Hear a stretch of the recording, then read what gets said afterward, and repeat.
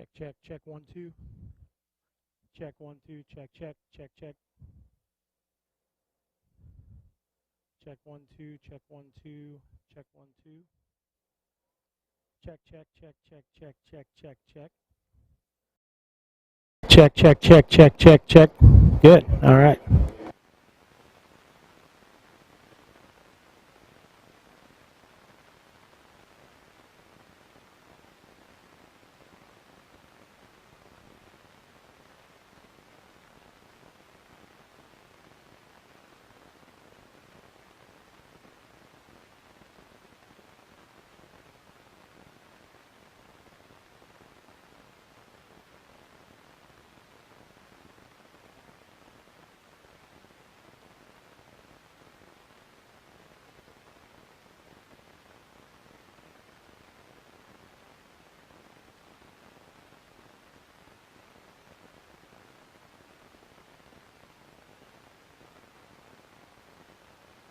All right, set to kick it off for the Wildcats, number 88, Luke Lindsay. All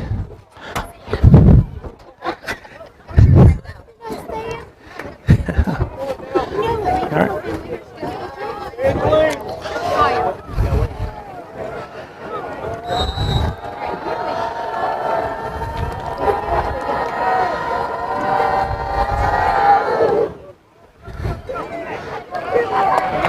Luke sends it back to the 1-yard line.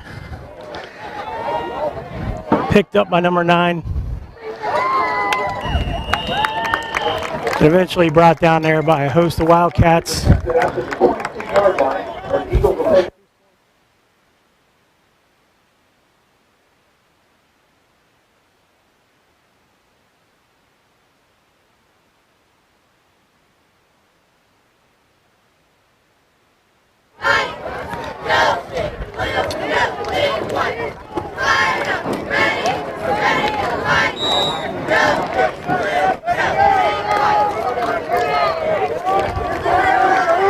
All right, 1st and 10 for the Eagles here. Handoff up the middle, and he is stuck by number 5, Aiden Holden. Maybe 2 yards on the play.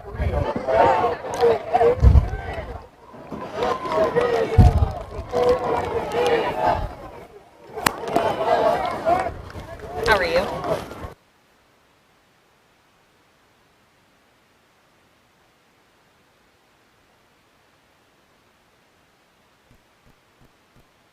And Eagles come back to the line.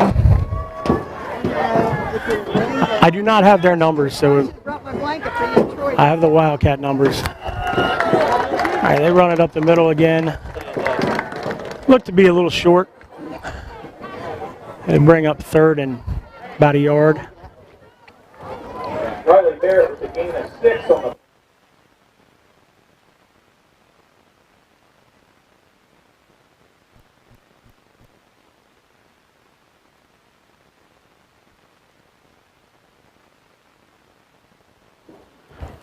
All right, they stopped the clock. Maybe looking for a measurement.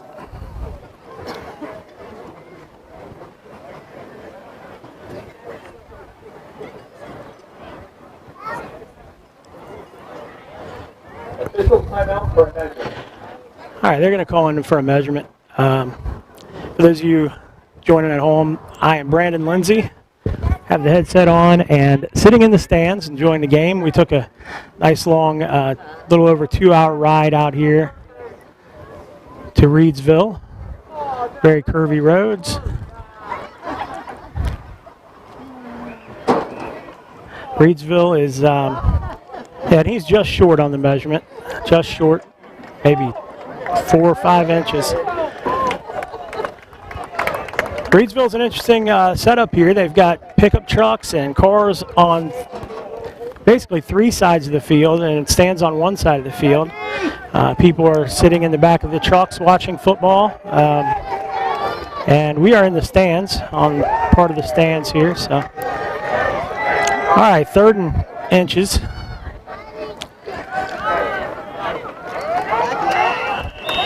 That was number 22 at the middle. He didn't get much. He might have gotten the 1st down.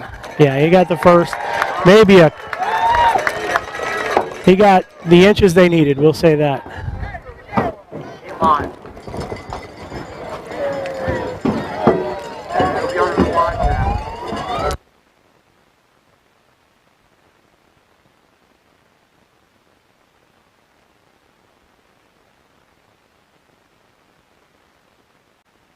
A 1st and 10 Eagles. They're running to the right. Cuts it back up to the left-hand side. He's got a big gain. Brought down by Bryce Lilly and Aiden Holden. Just past midfield up at the 42-yard line.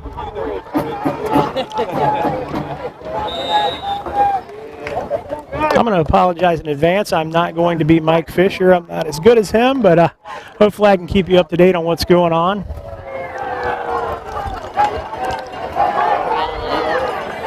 you hear about all those fake? Run right this time, number 24. And he's got a gain of about 5 on the play. It's like Toby Humphreys over there. Fair with the gain of 5 on the play. 2nd down. Called into police station, so then the police rush over and shut down the school. I guess that happened to The Eagles like to run it. They very rarely pass it. Watching some film. Springfield. Someone said Dayton area there was a school. There were all kinds of schools that. Quick handoff. And he's met right there. Aiden Holden in there again. Gain of 1 on the play. Brings up 3rd down.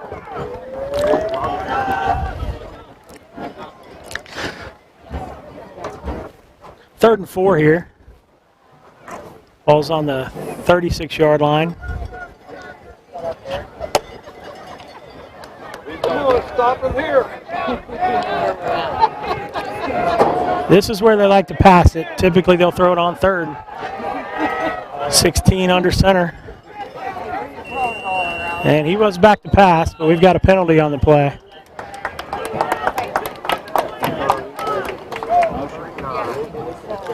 I think we've got illegal procedure on the Eagles.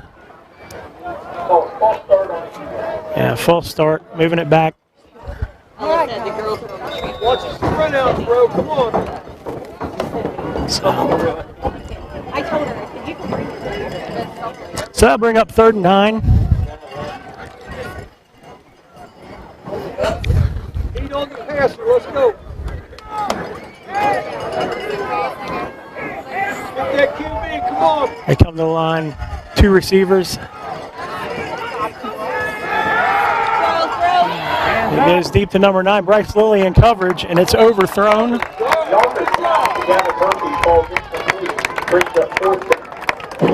That'll bring up 4th down.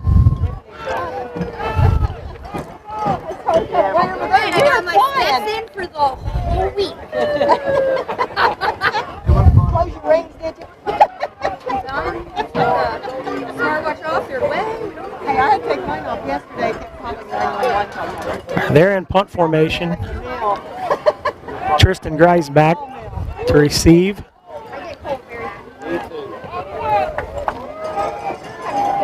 It's a good punt, but it rolls into the end zone. That'll be a touchback. Wildcats will take over at the 20.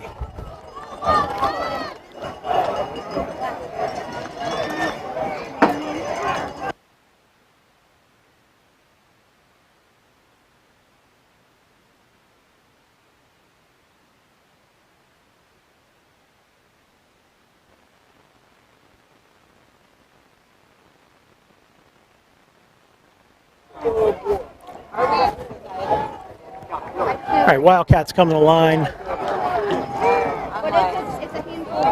Miller takes a snap, looks right or left, running left. Pass to Tristan Grice, but it is dropped.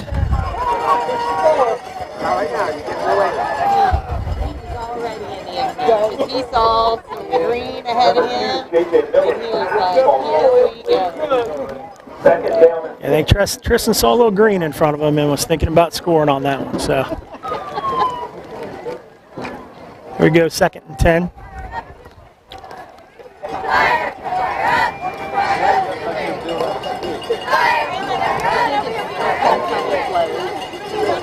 Hand off to Tristan this time.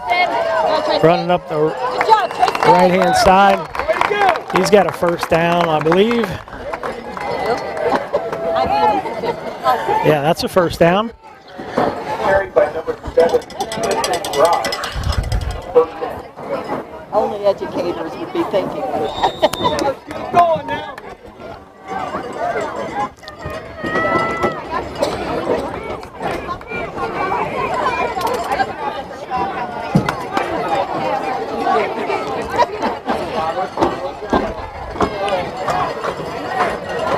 Wildcats coming to the line. J.J. Miller in the shotgun.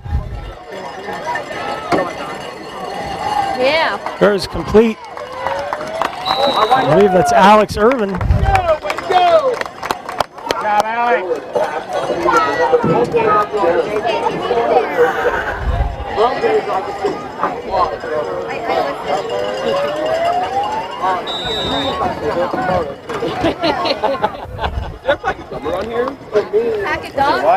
That's another first down for the Wildcats. Look, he's a gun, Zane. He's good. Normal cow, just go. Come on.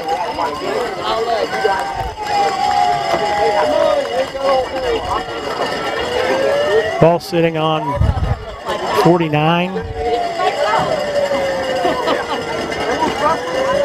Or no, 44, sorry. I'm sitting a little off center, so it's hard for me to see here in the bleachers a little bit. And the Wildcats take a timeout.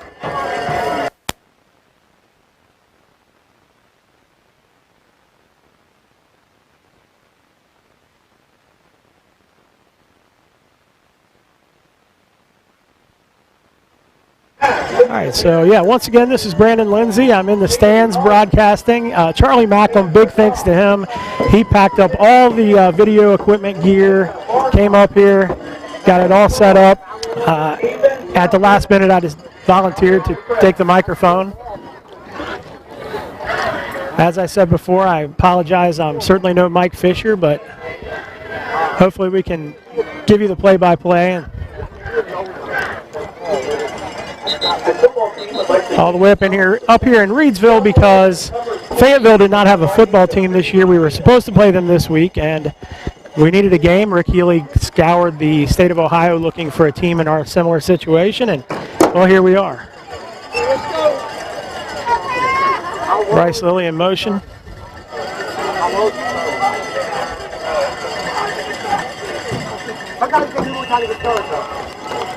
And we've got a penalty.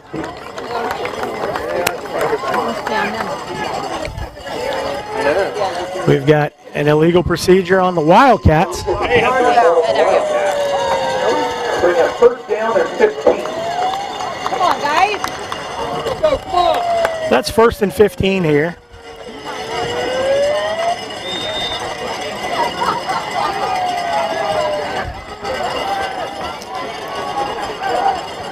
Wildcats back to the line, 5 wide here. Empty backfield.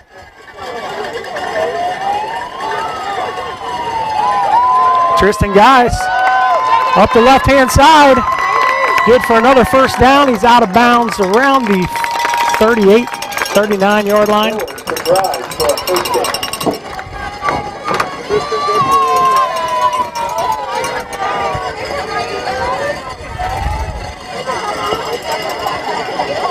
Going down.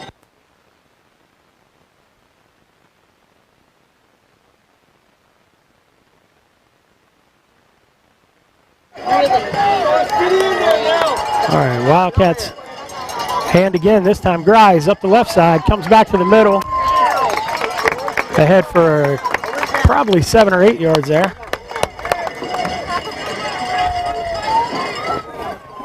See where they spot it.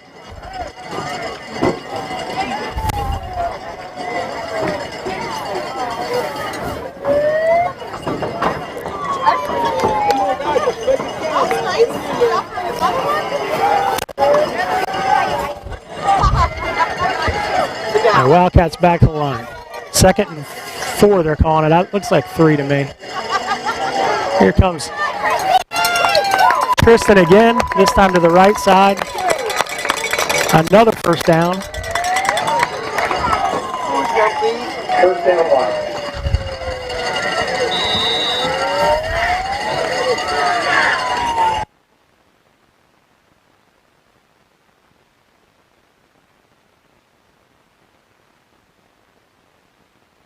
All right, here we come back to the line. Now we're 4 wide, just Tristan in the backfield. JJ back to pass this time. He rolls to his left. Finds Alex Irvin again, but right back to the line of scrimmage. He falls ahead for, looks like 2 yards.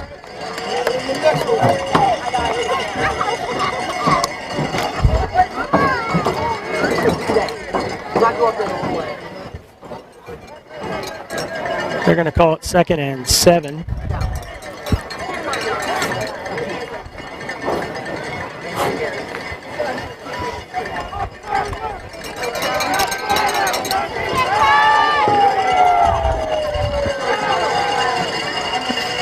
Wildcats back to the line.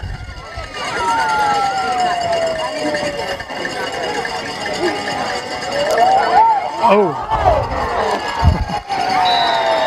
We pitched it outside to Tristan after a fake inside.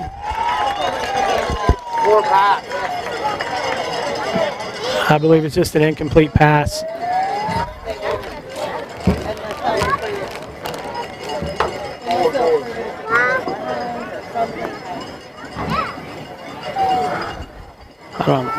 They're discussing it. On the field is an incomplete pass. Get over here. 3rd down.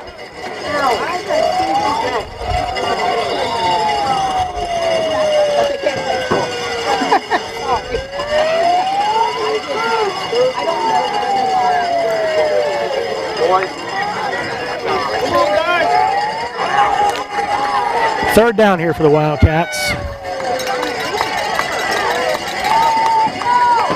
24-yard line.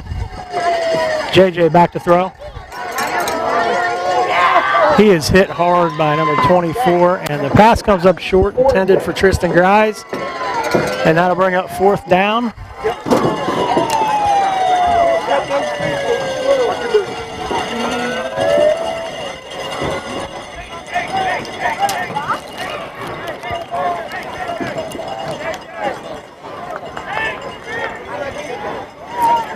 Looks like they're going to keep the offense on the field here.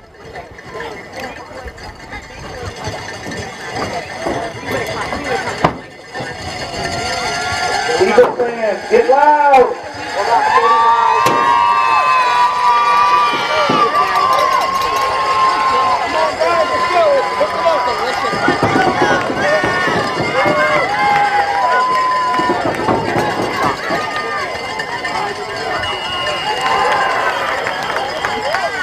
Got a penalty on the play. Flag on the field. Stop! Over here now. False start. Over now. All right, somebody moved a little early there, so 4th down and 12. that'll move us back 5 yards. It'll be 4th and 12. Ball on the 27. 28.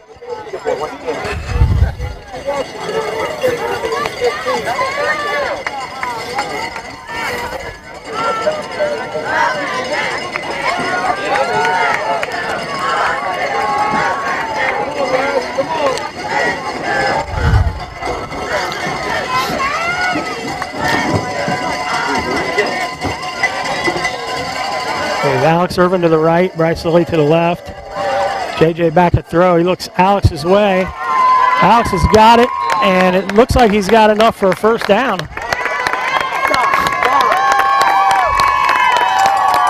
Big play right there.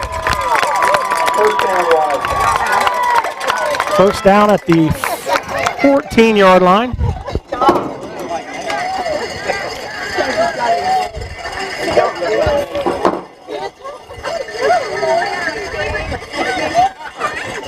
you hear a lot of cowbells, the student section here is directly, they're on a trailer right behind our bench, and they are trying to make enough noise that we can't hear our offense. So, great football environment here, really.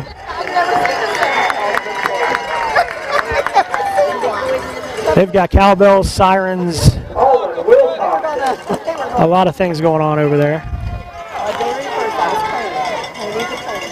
Trying to be the 12th man.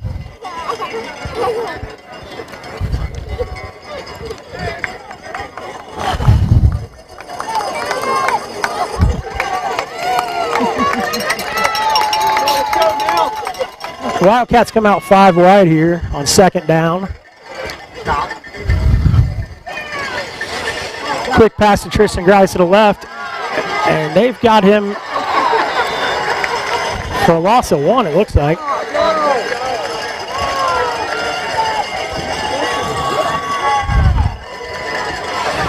Tristan's a little banged up on that play. It's like his hip or something, but he's up and moving. He's back in the huddle.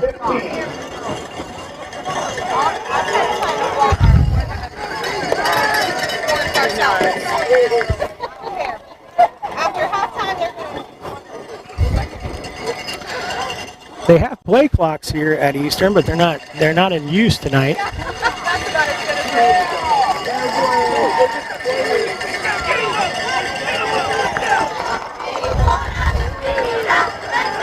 Wildcats still huddling. And we're going to take a timeout. Timeout, Wildcats. Fans, take this opportunity to visit our concession stand. So it's homecoming tonight here at Eastern. All proceeds are used to support our sports and music. See the floats off in the distance. They're set up on the opposite side of the field from the stands, just behind all the people that are sitting in the back of their trucks and behind the student trailer. Big thank you to Simmons Insurance Agency for sponsoring all Eastern student tickets for the year. Thank you, Simmons Insurance Agency. They've got an area down behind the end zone here that the Wildcats are driving towards, where the kids are down here playing their usual Friday night kid football.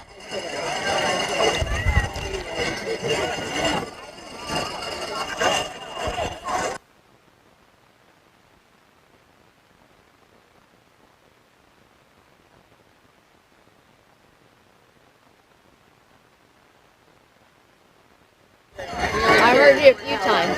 That's right. I got a message from Shane Hensley. He says I'm no Mike Fisher, but let me tell you something. I already said that, Shane, so.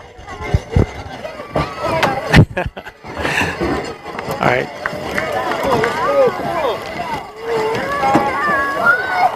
Looks like we jumped early this time. Well, it's some discussion there who went first, but looks like it was the Wildcats. That'll back us up another 5.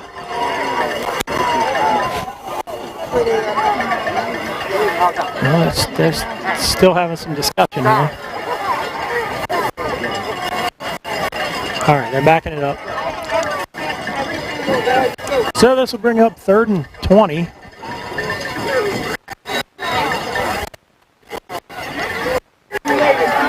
Ball once again back on the 24-yard line.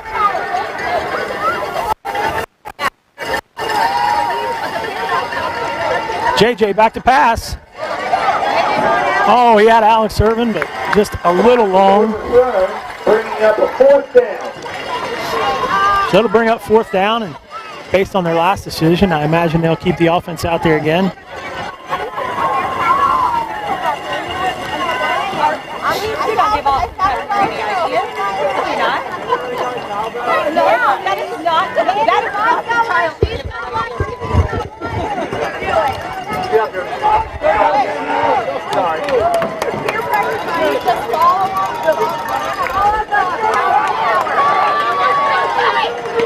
Let's hear you, Eagle fans. Get loud. Wildcats to the line again. JJ back to pass. Not much pressure on him. He's rolling right though, and he had Bryce over the middle. Just led him a little too much. Eagle ball. And the Eagles will take over right there on the 24-yard line. Nice initial drive for the Wildcats, just couldn't finish it.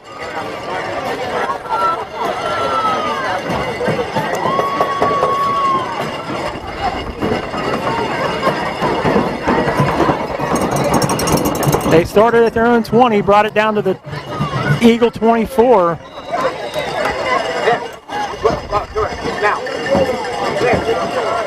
All right, here we go.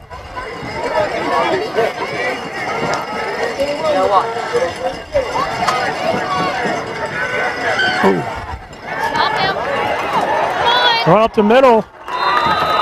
Number 3, he found some room. That's good for another first down, about 13 on the play.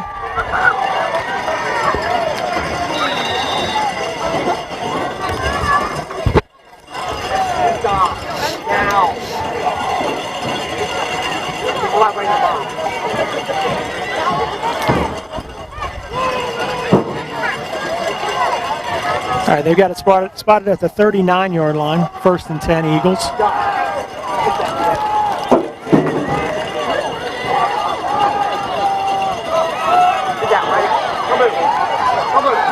Hand off. We got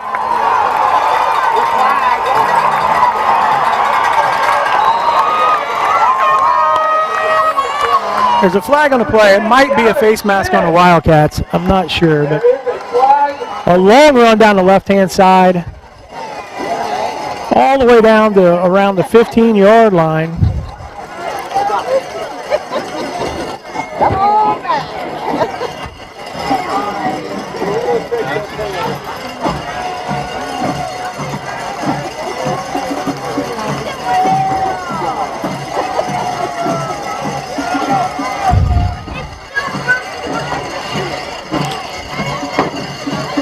Officials are huddling back here around the 45.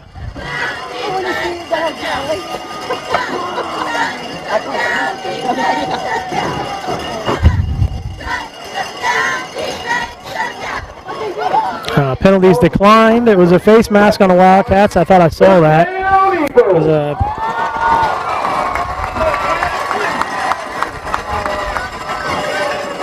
to be honest, I'm not sure it was a face mask. He made contact with the face mask, but I don't think he ever grabbed it in any way.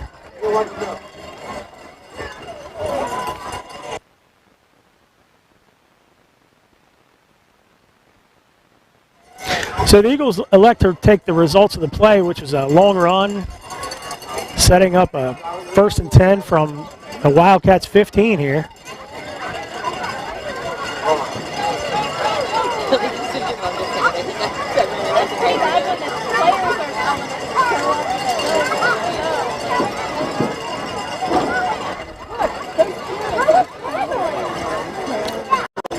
Well, now they're gonna walk off half the distance to the end of the run to the goal because of the face mask.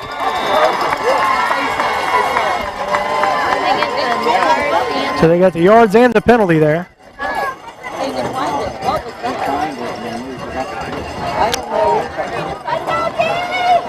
All right, Eagles to the line after a big play.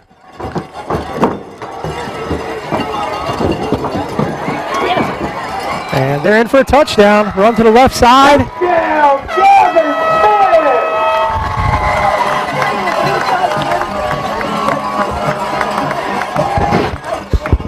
And just like that, it's 6-0 Eagles.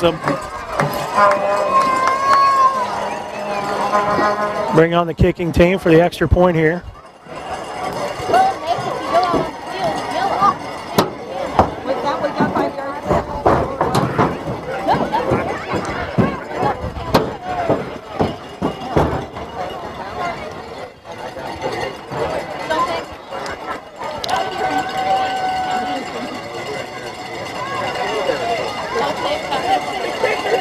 High snap, but they got it through. They got it down, and he got it through. So extra point is good. 7-0 Eagles. It's like 1:19 left here in the first quarter.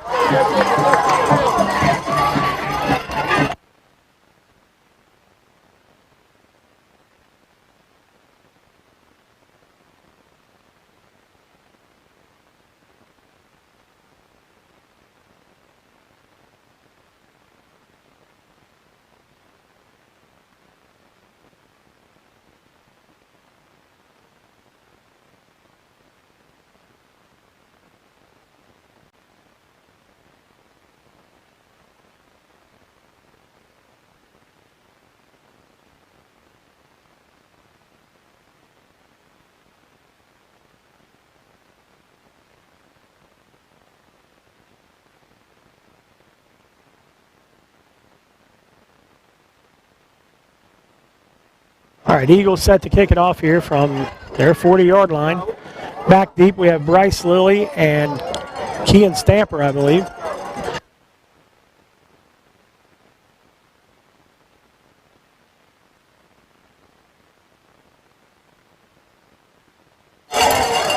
And they kick it short, fielded by number 17, Michael Day. And Wildcats will get a really nice field position here, taking over at about the 46, 47-yard line. See where they put it down. This looks like we're all the way up to the 48-yard line.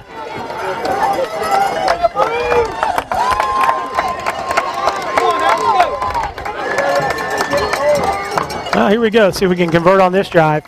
J.J. Miller pitches left to Tristan Grice, and he's met immediately in the backfield. That play was blown up by Cooper Barnett. They say that was Cooper Barnett for the Eagles. And he was 5 yards deep. Got there about the time the ball did.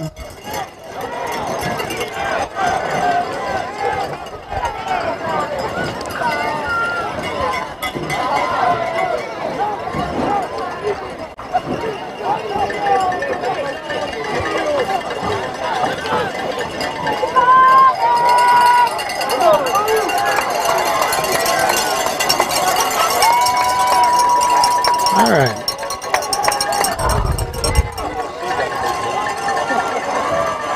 JJ sends Bryce a little wider to the right. Snap. Throw to Jace Canner. Jace gets it back just past the original line of scrimmage. Tackled out of bounds in a headlock, but no call there.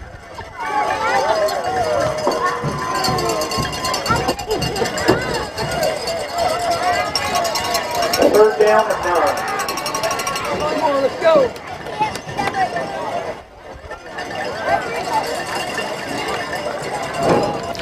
So we're looking at 3rd and 9 here from the 49-yard line.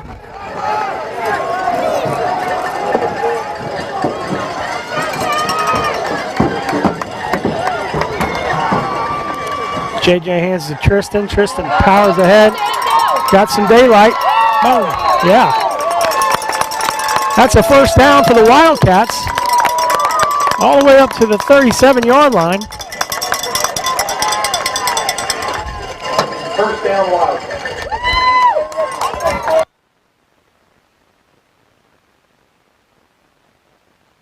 And that'll take us to the end of this quarter. 7-0, Reedsville Eagles. That's the end of the first quarter. Eagles Over the Wildcats right now. Wildcats. But the Wildcats are driving.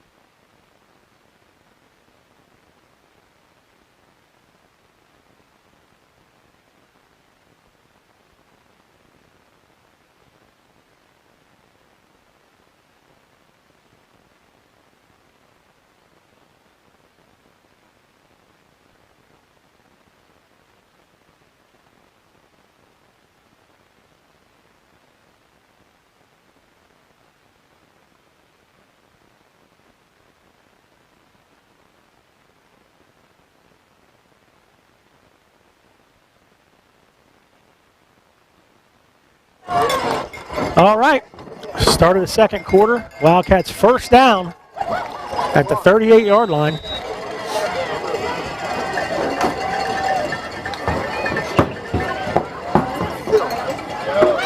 JJ back to throw again. Quick pass to the right. Out to Kean Stamper. He's got it, and it's a 5 or 6 yard gain on the play. Nice first down yardage.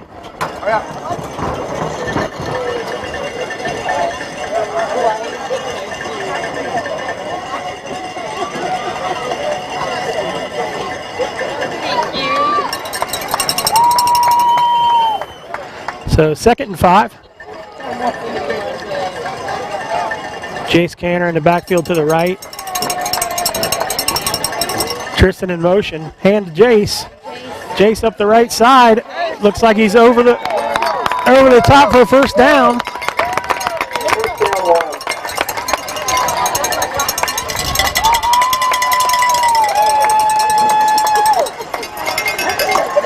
Got us up around the 25-yard line. I'd be at the bottom of it first time I got excited. 1st and 10 from the 25 Wildcats. J.J. Miller in the shotgun. Quick hand to Tristan Grimes. He runs right. Still up, powers ahead, falls forward, and we've got a flag on the play here. Flag on the play.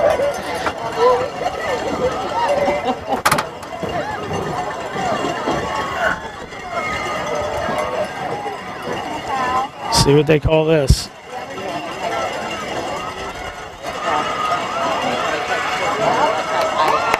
It looks like holding against the Eagles. Personal foul on the Eagles. Personal foul on the Eagles, okay.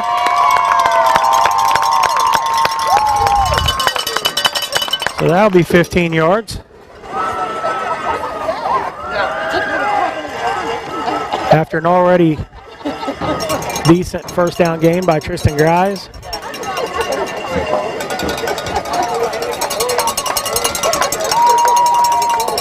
All right, that takes the ball all the way down to the 12-yard line. 1st and 10 from the 12.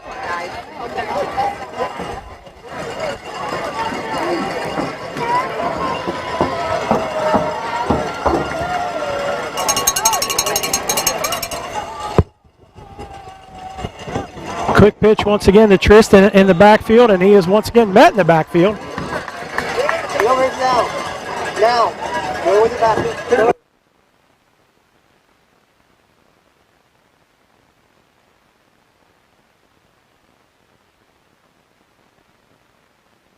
So that moves the ball back to around the 17-yard line. Second down and 14 to go.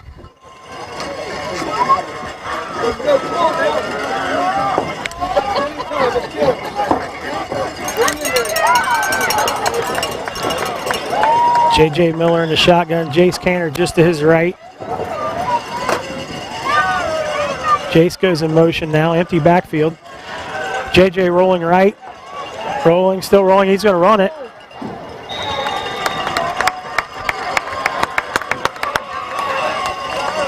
And he's out of bounds. Probably gained 2 from the original line of scrimmage. This is going to bring up a 3rd and 7 or so, 3rd and 8, 3rd and 7. This is the far end of the field for me, so it's hard for me to see the markers right now. Well, I can see the markers. They're just a little slow to move them. I can't see the down lines from here, this angle. Okay. JJ back to pass. Oh, he's got Tristan Grimes in the flat, open. In the corner of the end zone, touchdown Wildcats.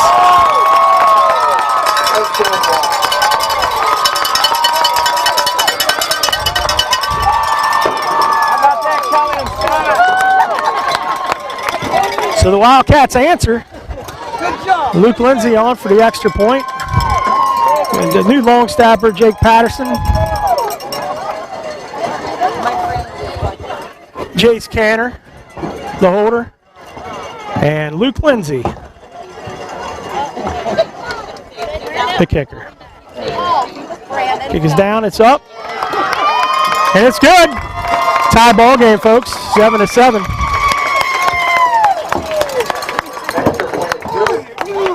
So with 10 minutes left, 9 minutes and 59 seconds to be exact, the Wildcats and the Eagles are tied here in Reedsville, 7-7.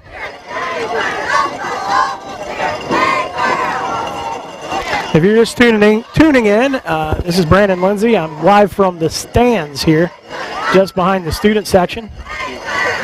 Big thanks again to Charlie Macklem for bringing all the video equipment up here and live streaming this game for us tonight. They have no live streaming capabilities here at Reedsville, so Charlie heard that. He got the call and decided, hey, Let's make it happen for everybody back home that couldn't make the 2.5-hour drive.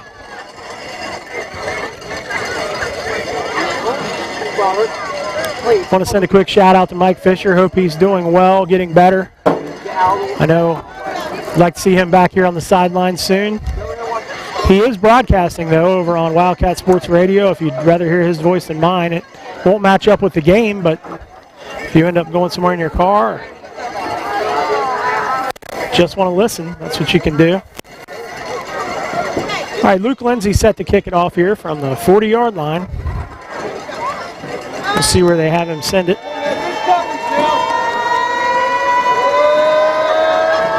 He put the last one in the end zone, or at the 1, actually. This one's deep to the right side. It hits and rolls, takes a nice Wildcat bounce, picked up inside the 5-yard line. But we got nobody there to make the tackle, and he's up the sideline. Got a couple of flags on the play here. One of them way back in the back. I believe Luke Lindsay ended up knocking them out of bounds, making the tackle right there.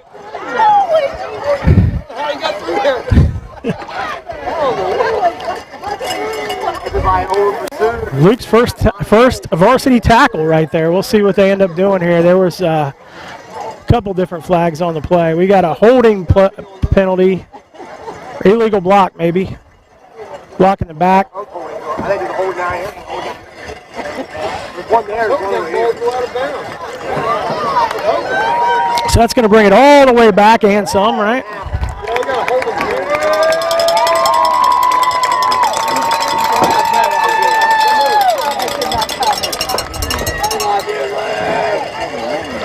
Luke Lindsay with a big hit, big tackle, taking him out of bounds.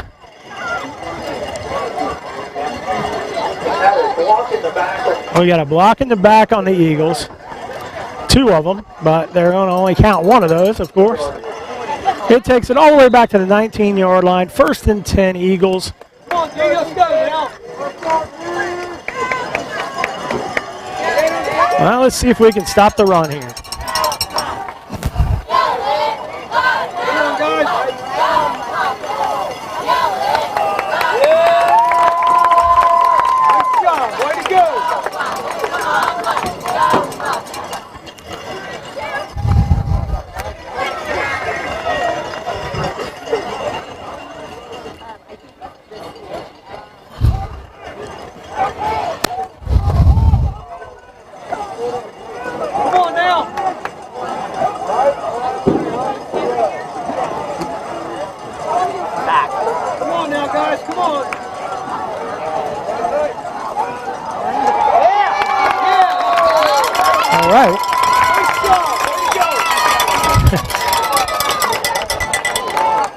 Sorry, I got a little busy there. Had something going on. But that'll be 3rd and 6 now for the Eagles. 3rd and 6.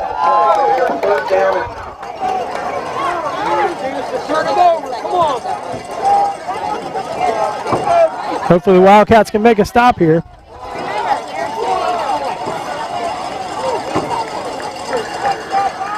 Come on, guys, now let's go. Here we go. Eagles come to the line. 3rd and 9.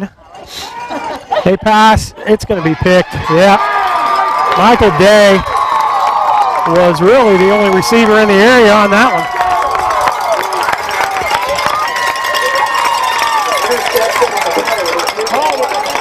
one. Michael Day with a big pick right there. And the Wildcats will take over at about the, I believe, the 39-yard lines where they have it marked. There is a penalty on the flag. It's in the backfield.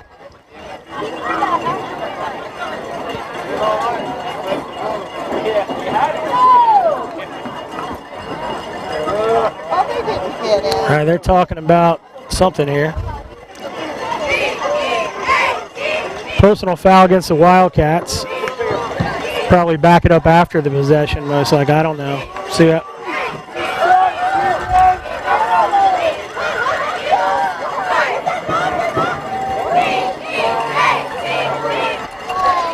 No, they're going to say it happened before the turnover.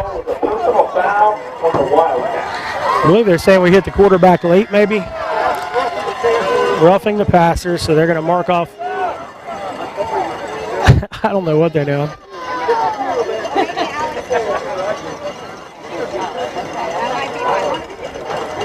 All right, so it's their ball, 15 yards.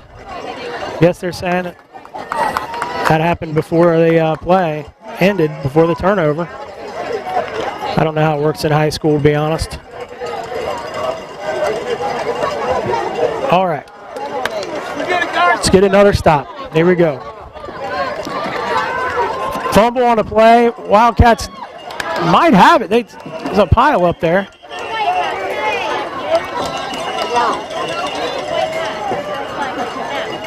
And that looks like the Eagles came away with it. All right, good job. But there's a loss on that play. Good luck, now. Come on. The fumble was recovered by the Eagles. Fumbled in the backfield. Looks like a loss of about 3 on that play. I think it's going to be 2nd and 13.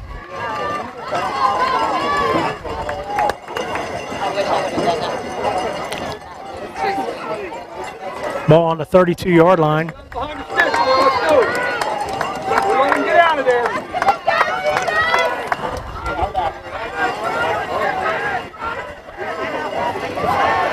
They're passing.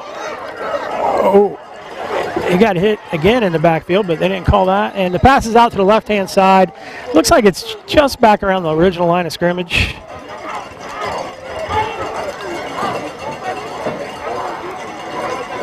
Let's see where they put it. It's going to be 3rd and 9. 3rd and 9. Driven out of bounds over there by maybe Aiden Holden, Alex Irvin. There was a group. This time I'd like to recognize the cheerleaders from Williamsburg. All right. 3rd and 9. Timeout, Eagles. 7:10 left here in the third quarter. It's 7-7. I'm in the second quarter. Sorry, it is 7-7. It's 7 minutes before halftime. Olivia Mallett, Randy Good, Riley Kelly, Logan Middendorf, and Emily Hensley.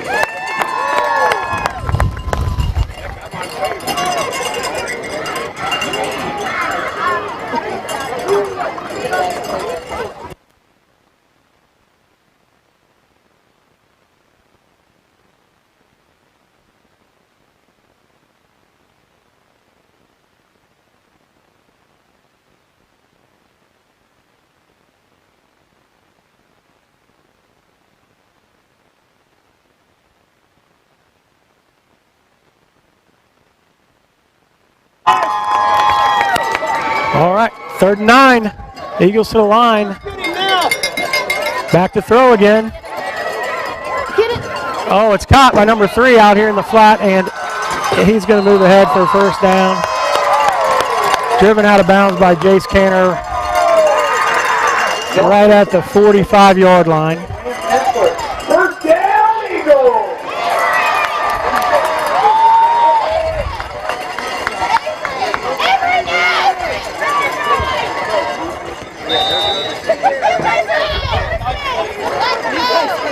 All right, 1st and 10 Eagles here. 45-yard line.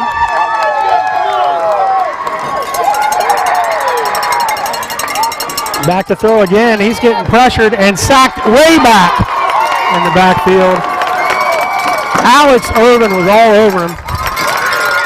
A loss all the way back to around the 40-yard line. Their 40-yard line. Good job, guys.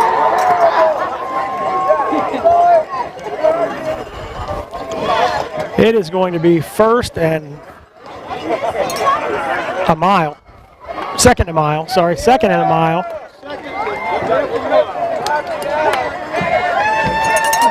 Yeah, 2nd and 25. Big play by Alex Irvin.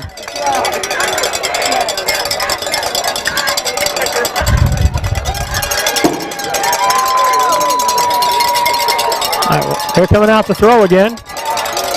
On the same play they ran before, number 10. We got a hold that's called. And he's tackled shy of the original line of scrimmage, right around the 46-yard line. The Wildcat 46, but there's a hold way back around the 41 of the Eagles. So that'll move them back even further.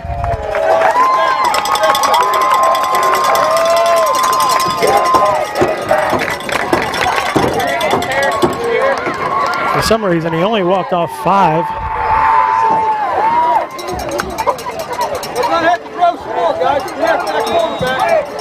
All right, well, it's second and 30 right now, at least. Yeah, hold's supposed to be 10. I don't know, maybe my angle, I can't tell where it's at, but ball looks to be on the 31-yard line. So, oh, I snapped it over his head. 16's running, he is hit. Ball comes loose, but it's an incomplete pass. It was a jailbreak after the snap over the head. Alex Irvin was back there once again to break it up. Big Toby giving pressure.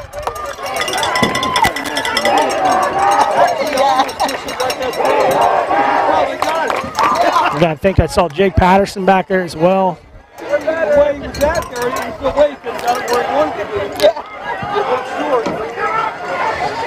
All right, so 3rd and 33 is what they're calling it. Pass to number 9 over the middle. He is brought down at the 50-yard line by Michael Day.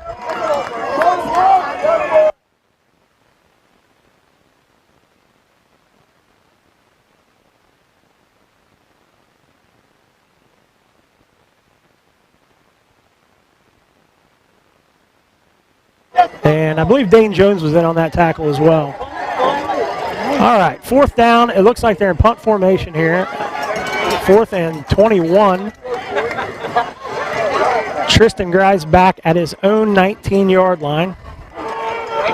It's a low line drive kick. It bounces over Tristan's head and rolls inside the 5, and it's going to lay down at the 2-yard line. Not a great kick at all. It was a line drive and just happened to take a bounce and bounce right over Tristan's head. So the Wildcats will start at their own 2-yard line. All right, guys. 4 minutes, 57 seconds left here in the second quarter. 7-7. The way this is going, I see we're not going to get a lot of possessions. We really got to make them count. All right.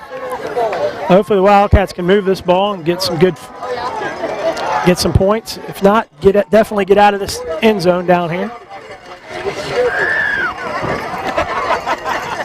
As they start at their 2-yard line, J.J. Miller back to pass. He throws it out to caught in the end zone by Jace Canner trying to get out of the end zone, and he did not make it out, and that is a safety.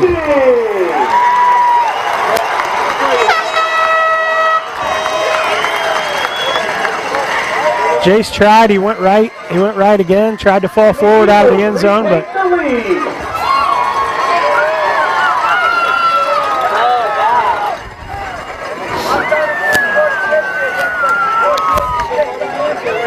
so the Wildcats will have to now kick it to the Eagles, free kick. And the Eagles get 2 points, making it 9-7. 9-7 before the half.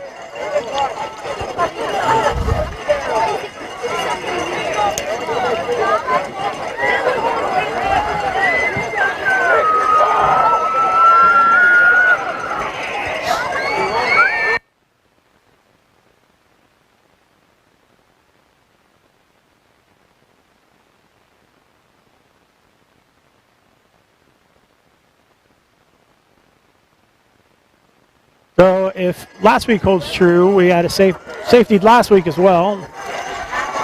Tristan Grice will be the one kicking this ball.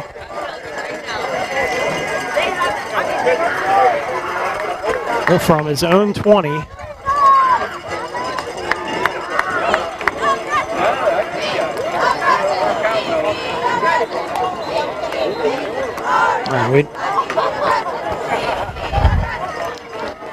The Eagles apparently are not real familiar with how to line up for a kick on a safety either. They're kind of scrambling around here. And yes, it'll be Tristan kicking from his 20.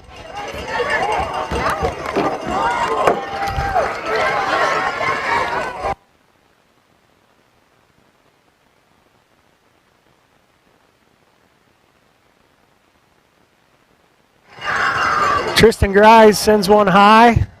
It lands at the 45 of the Eagles and takes a bounce back toward the Wildcats side, but it is down at the 43-yard line. Oh, I'm sorry, 48-yard line. Oh, we got the ball. That was a live ball.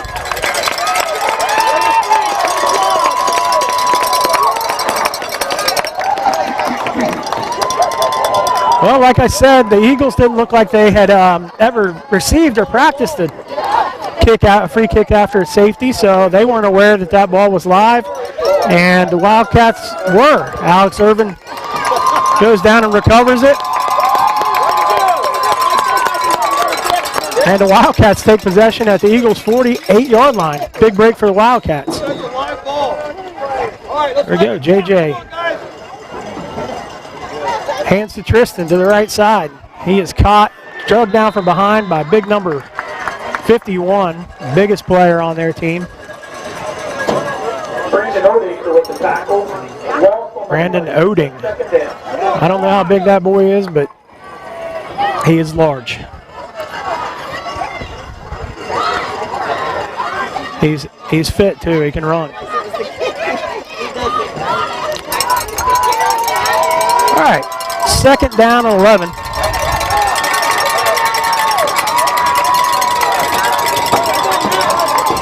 Wildcats 5 wide again. JJ by himself in the backfield, back to pass, and he is rolling to his left this time. He throws over toward Bryce, but it's going to be out of bounds. And we've got an injured Eagle on the play in our backfield. So that'll stop the clock at 3:56 left before the half. 9-7 Eagles over the Wildcats, and they're going to tend to this injured player.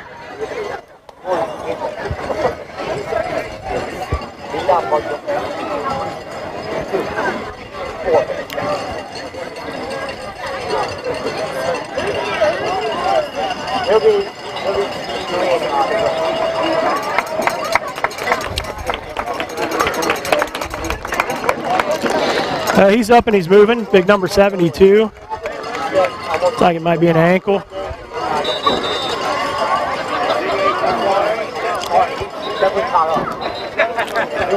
So it'll be 3rd and 11 for the Wildcats at the 48-yard line of the Eagles. Call it the 49-yard line. Bryce Lilly wide to the left. He's got single coverage. JJ in the shotgun. Chase to his right. JJ back to throw. He rolls right. And he's got a completion right around the first down marker. Maybe a hair short. Alex Irvin with the catch.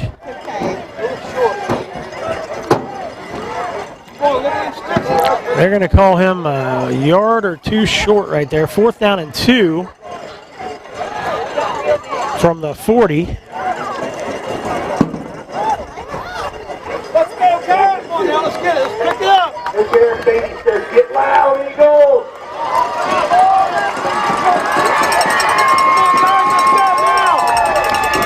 Big play for the Wildcats here. 4th and 2. And they jump. The Eagles jump. There were fingers pointed, things going on, but I believe it's going to be offsides on the Eagles. We'll see what they say here.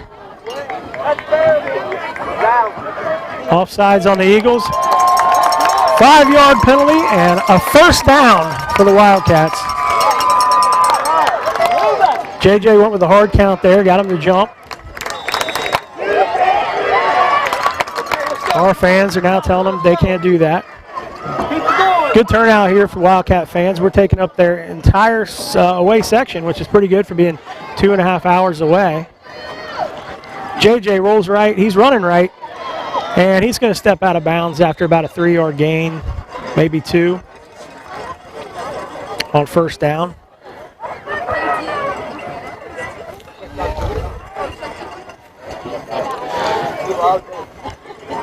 They're going to give him about 2 on a play. 2nd down and 8.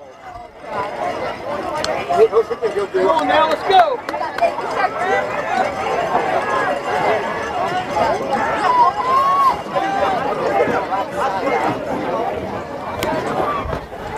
JJ once again in the shotgun. He's got Tristan Grice just to his left and 3 wide left, 1 to the right. He's back to throw. He goes deep. He's got Alex Irvin down there, but it was well defended. The safety came over, got right, and Alex made a play on the ball, really, and Alex did a good job just to break it up.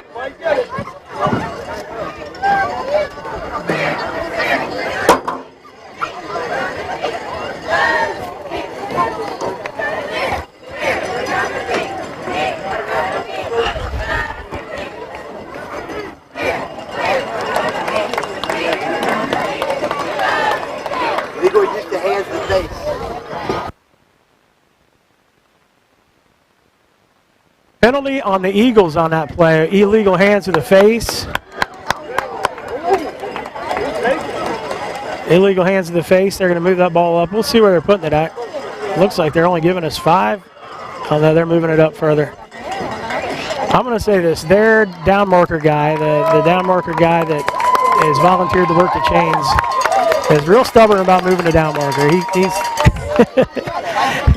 He keeps it there for a while and then makes the refs tell him. Even after they tell him, he keeps it there for a while. All right, 1st and 10 for the Wildcats from the 20-yard line.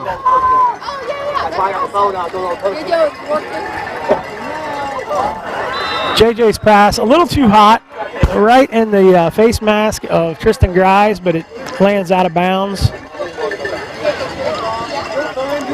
Put a little heat on that one, and just as Tristan turned, it ricocheted off his hands and face mask.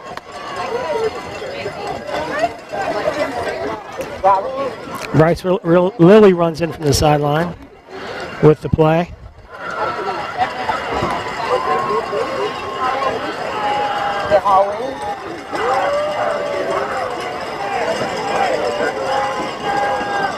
Kean Stamper in the game.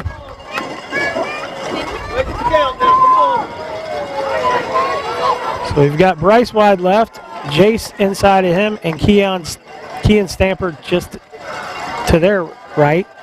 JJ back to throw. He's got Tristan over the middle. Tristan makes the catch and stumbles ahead for a couple of yards. Right down and right, real close to the first down marker, maybe a yard short. Probably bring up a 3rd and 1 here. Well, now they're going to move it back a little bit. 3rd and they will reset the clock, and that's the end. I can't see very well. It looks to me like it's about 3rd and 4 from here, 3rd and 3. 3rd and 3, they're going to call it. Let's get it in there now. You know how to do it.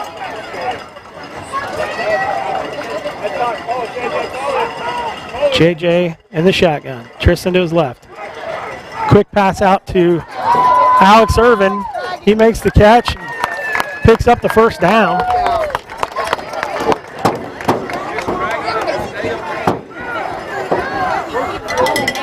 It's 1st and goal Wildcats. Looks like from the 3-yard line? No, the 7? I cannot tell from here. Maybe the 7-yard line.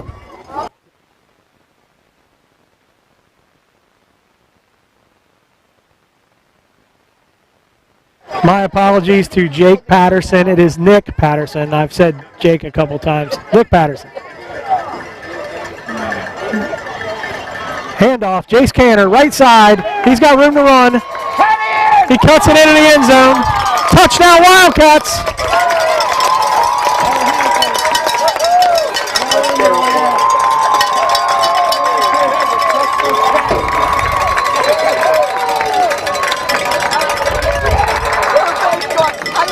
Jace Canner on the counter there, all the way to the right. Gets it in that right pylon. So Nick Patterson, the long snap it here, the new long snapper after Carter Fink's injury. Jace Canner to hold, and Luke Lindsay for the extra point. Snap is low, but it's up, and it is good.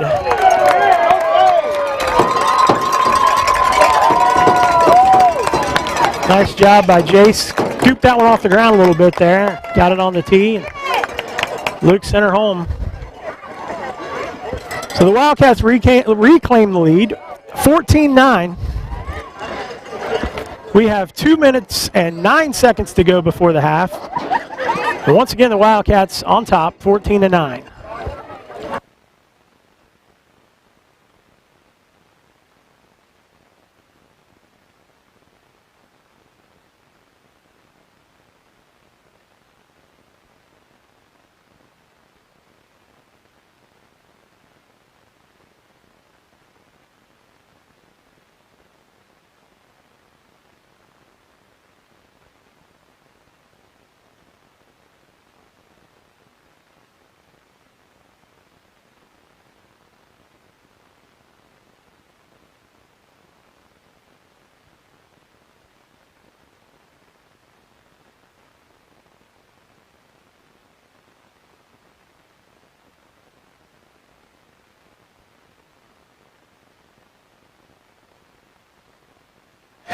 All right, Wildcats take the lead, 14-9. Luke Lindsay to kick off here from the 40-yard line. He walks his steps off, got the indication of where Coach Ayers wants this one kicked, and he is set up and ready to go. Luke made the tackle on the last play. Let's see if hopefully they don't get it down here that far this time. He sends this one short and right and kicked out of bounds, most likely purposely. They do that sometimes just to avoid a return with less than 2 minutes left in the half. So Eagles will get it at their own 35-yard line. You want to go, but you don't? I got you. I don't want to go either. The line's like down the hole. With 2 minutes and 9 seconds to play.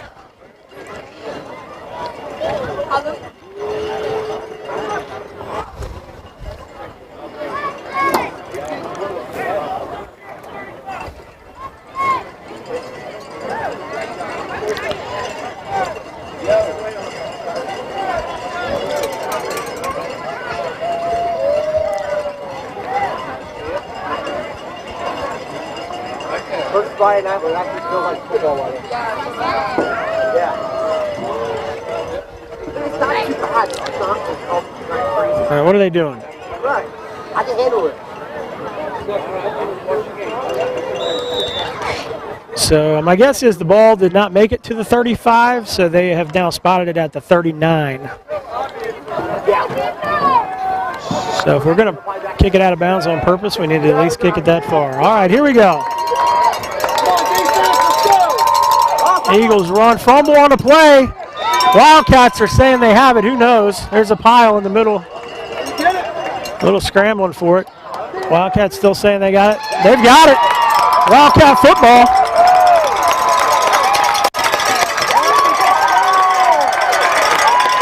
Big Toby comes up from the bottom of the pile. Toby Humphreys recovers the fumble.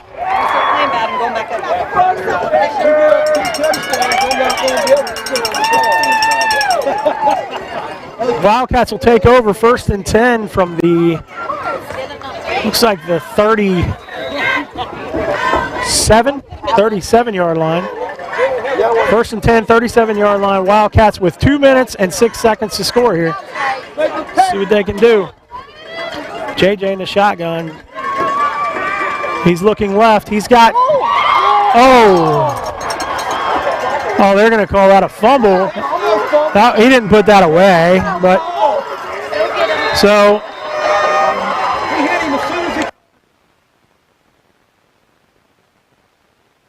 Wildcats have a player down.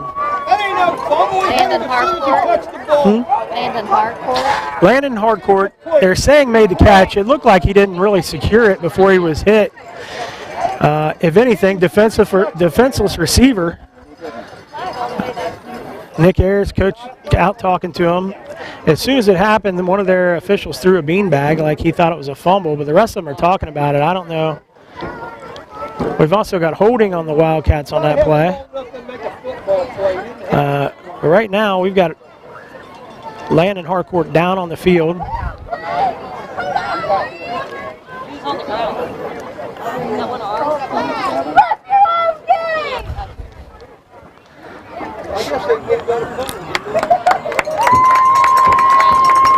So Landon's up. Looks to be okay. He got his bell rung. I mean, they blindside hit him just as he was catching the ball. Ball came out. That's incomplete. I don't know. They're going to say it was a complete pass, or maybe, I don't know. We'll see. No, they're not. They're now marking it off like just for the holding penalty and an incomplete pass. All right, they got it right.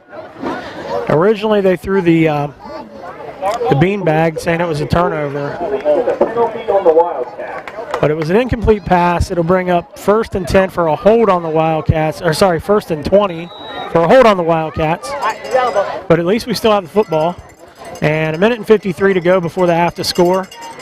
Ball is on the Eagles' 47-yard line.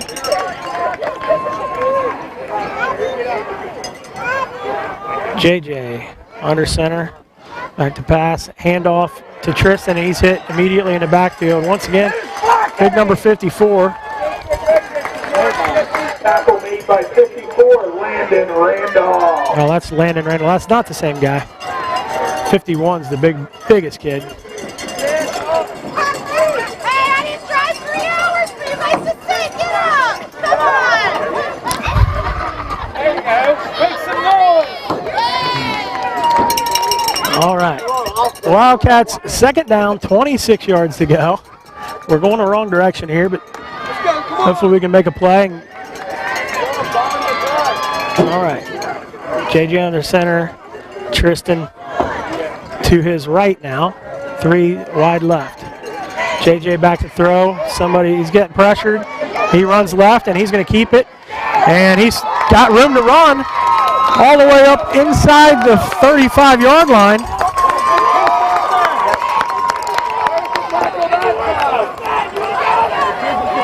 He was hit out of bounds. No call there.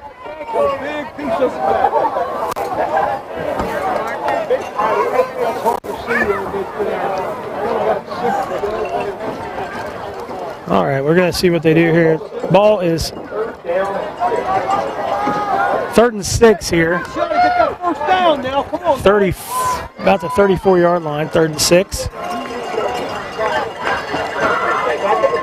JJ. Miller back to throw again. He's looking, he throws. He's got, he had Bryce, he had Bryce Lilly, and it was just tipped away at the last second. 50 seconds left in the half. 14-9 Wildcats here.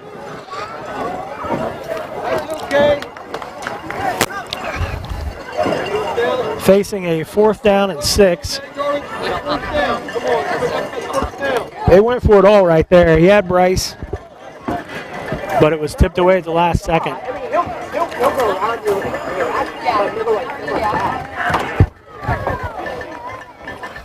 All right, Wildcats break the huddle, see what they got here. All right.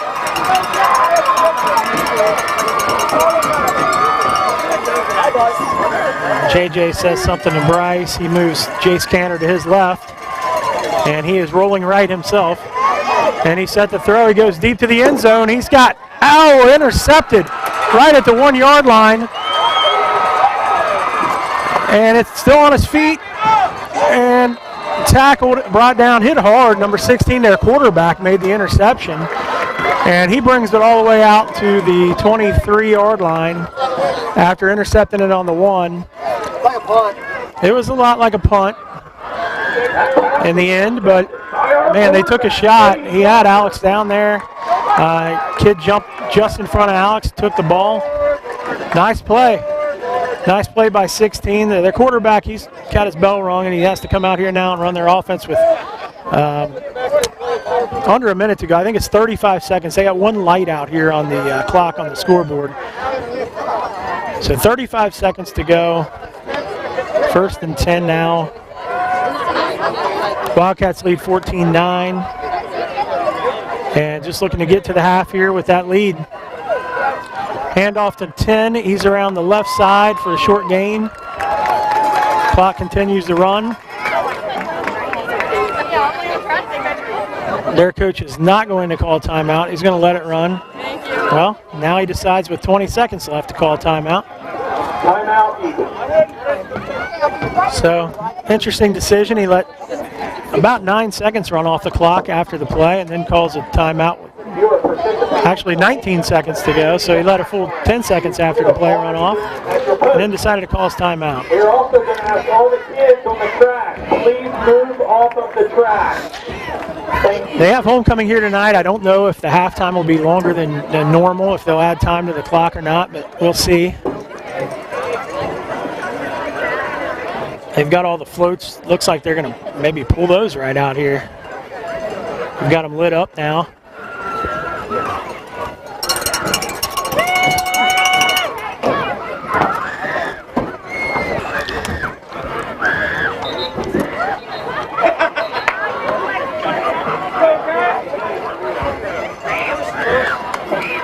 So here we go, 19 seconds left. The timeout's over. Eagles, second down and about, 7. And 19 seconds to go before the half. They are at their own 24-yard line.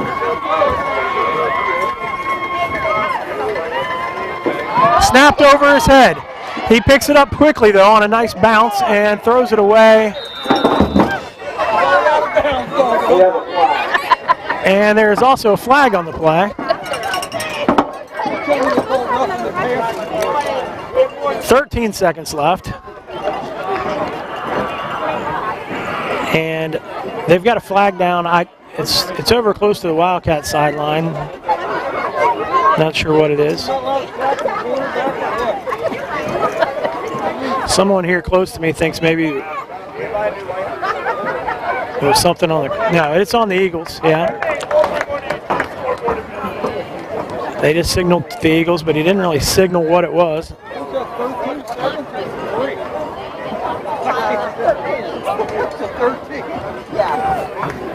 Intentional grounding, potentially. There was nobody over here where he threw the ball.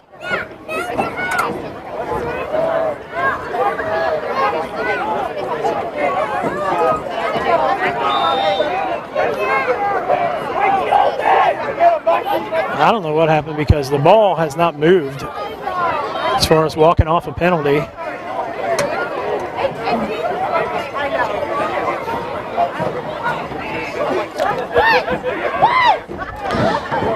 The officials are just giving each other hand signals from all across the field. No idea. Okay, timeout again, the Eagles this time, it looks like, with 13 seconds left.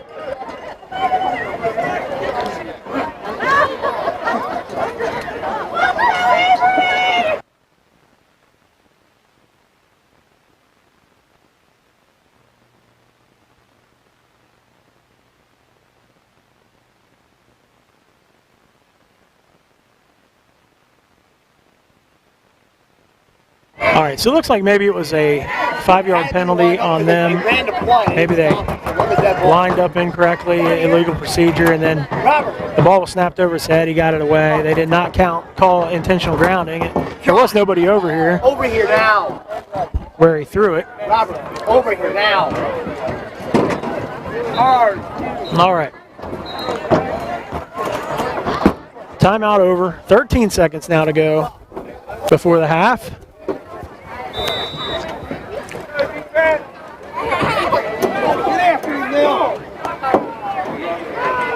All right, handoff to number 10 around the left side. He's still on his feet. They're just pushing the pile. And more time runs off the clock, and that looks like it'll do it for the half. That's the half. Wildcats 14, Eastern Eagles 9.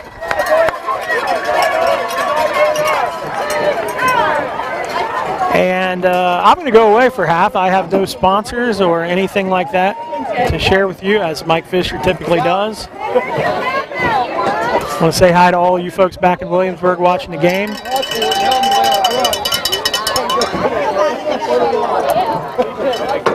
And we'll see you after the half.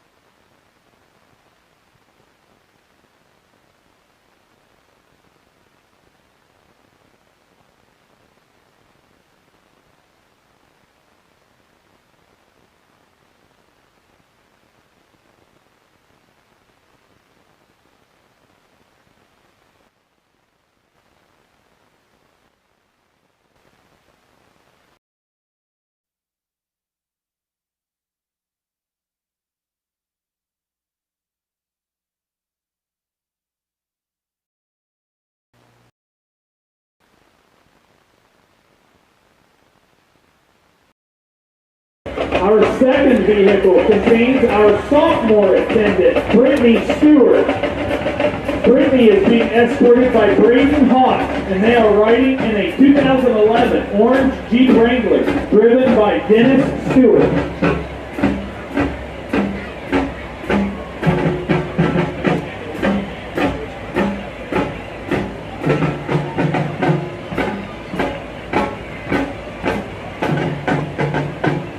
We have our junior homecoming attendant, Hope Reed. Hope is being escorted by Zach Nelson, and they are riding in a 1973 white Corvette Stingray, driven by Cody Falk.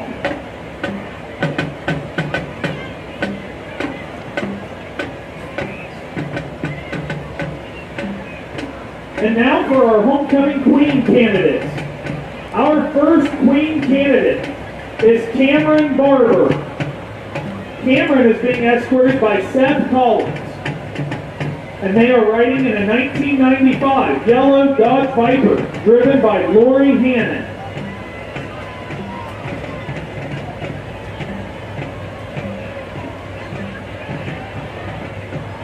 Our next homecoming queen candidate is Erica Durst.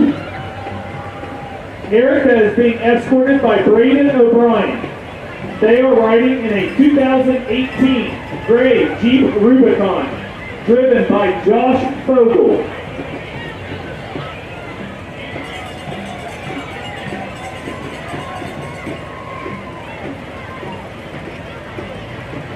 Our final queen candidate is Julie Durst. Julie is being escorted by Jacob Spencer, and they are riding in a 1984 blue Chevrolet Corvette convertible, driven by Brian Durst.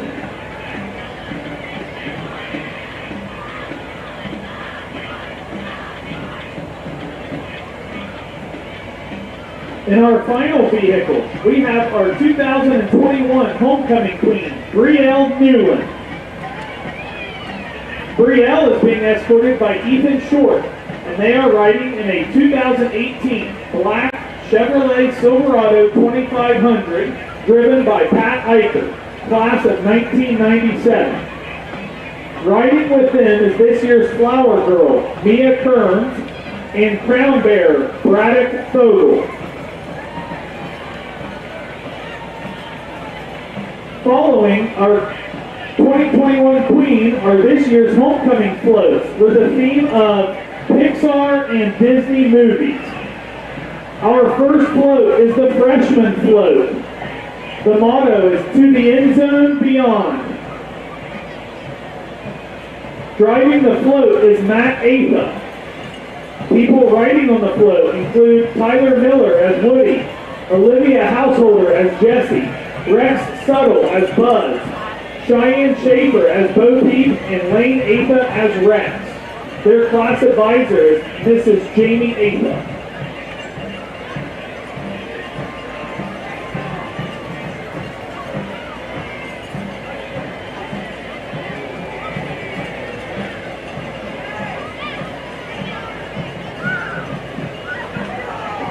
Next, we have our sophomore float. The float motto is "Up with the Eagles, down with the Wildcats." Driving the float is Jonathan Sanders. People riding on the float include Anita Moore, Natalie Lance, Kaylin Knapp, Sydney Smith, Cassian Powell, Connor Nolan, Braylon Johnson, and Rylan Weeks. The class advisor is Mrs. Angie Weeks.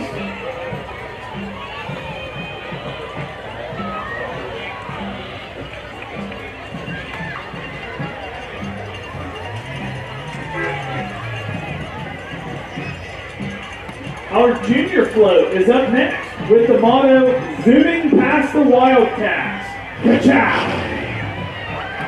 Driving the float is Wes Buckley. People riding on the float include Lauren Thorson, Braden Krebs, Ryan Parker, and Peyton Buckley. Class advisors, Mrs. Heather Wilcoxon and Mrs. Stephanie Buckley.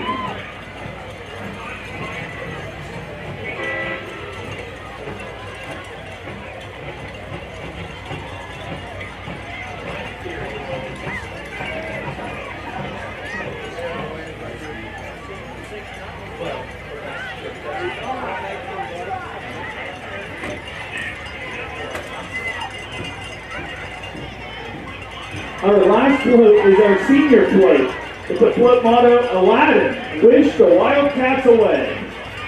Driving the float is Jace Bullington. People riding on the float include Bella Mugridge, Abby Sneaks, Tanner Calhoun, and Trey Hill. The class advisor is Mrs. Samantha Carroll.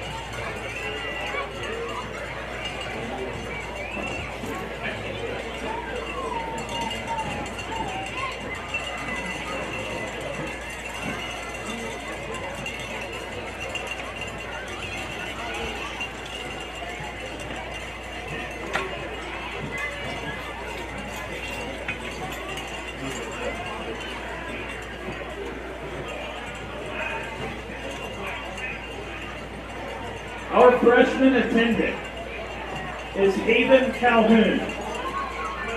She is the daughter of Jamie and Nathan Calhoun. She's being escorted by Caleb Abner. Caleb is the son of Elizabeth Blanchard. Haven's activities include cheerleading, martial arts, fishing, and spending time with friends. Haven Calhoun.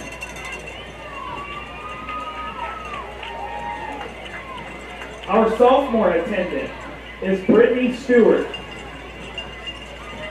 She is the daughter of Charlie and Dennis Stewart. She is being escorted by Braden Hawk. Braden is the son of Emily and Chris Hawk. Brittany's activities include spending time with her family and boyfriend and doing hair and nails. Brittany Stewart.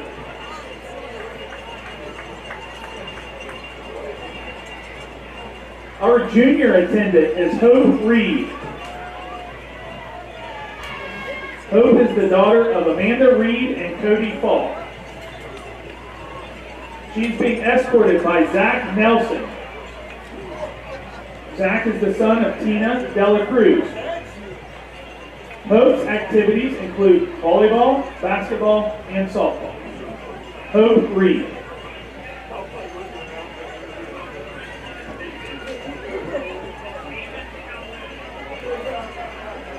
Our first queen candidate is Cameron Barber. Cameron is the daughter of Lori Hammond and Kevin Barber.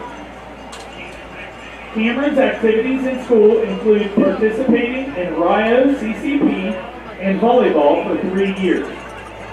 Her activities outside of school include being active in child care and hobbies such as baking, painting, reading, hiking, and photography.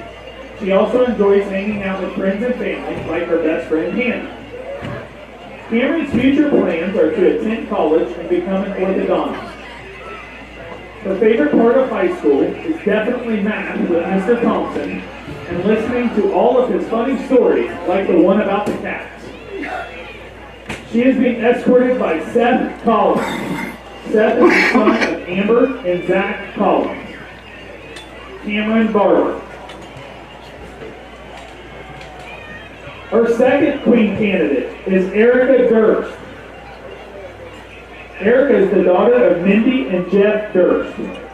Her activities in school include track, cross country, and basketball for 4 years and National Honor Society. Erica's activities out of school include hanging out with friends and family, babysitting, going for runs, and playing with her dog, Jessie.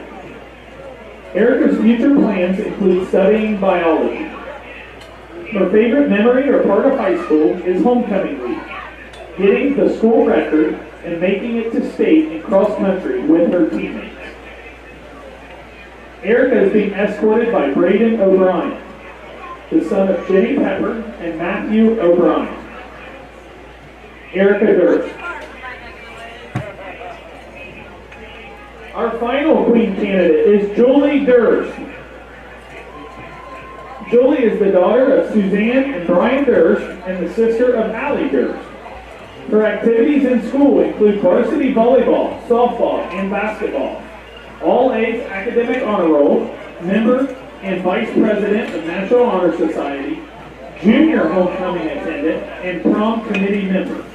Her activities out of school include club volleyball, summer softball, and various community service activities. Her future plans are majoring in pre-med at Ohio University. Her favorite memory or part of high school is homecoming week festivities, working on the float, Thompson's class, and playing sports with her teammates.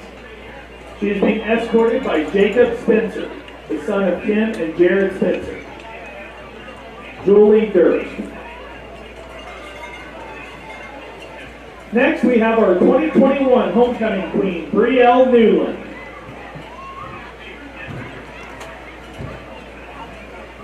Brielle's parents are Pat and Penny Newland, and she attends Lourdes University, where she wrestles and is majoring in psychology. She is escorted by Ethan Short. Ethan's parents are Dan and Lisa Short, and he attends Wheeling University, where he is playing golf and majoring in physical therapy. Brielle and Ethan are being accompanied by this year's Flower Girl, Mia Kearns, and Crown Bearer, Braddock Fogel. Mia Kearns is the daughter of Michael and Sarah Kearns. She is a student in Mrs. Jenkins' kindergarten class. She enjoys jeeping, crafting, singing, and dancing. She's an animal lover, and her favorite part of school is playing outside for recess. Braddock Fogel is the son of Josh and Nicole Fogel. Braddock is a student in Mrs. Jenkins' kindergarten class. He enjoys playing outside, swimming, and building Legos. His favorite parts of going to school are being with Mrs. Jenkins, his friends, art class with his dad, and recess.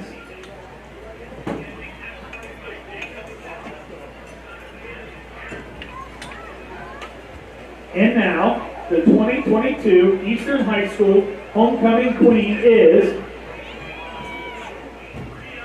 Erica Durst.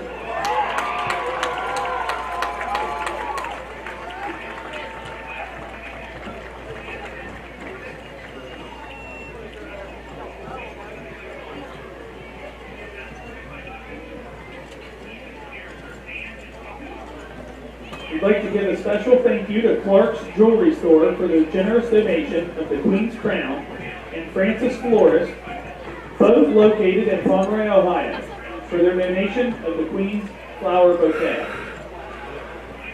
Any chance you have, please support these local businesses who support our kids so much. Congratulations, Erica Durst.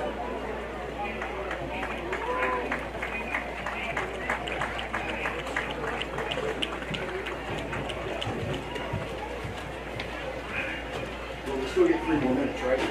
Yes, I got you if you're not bad.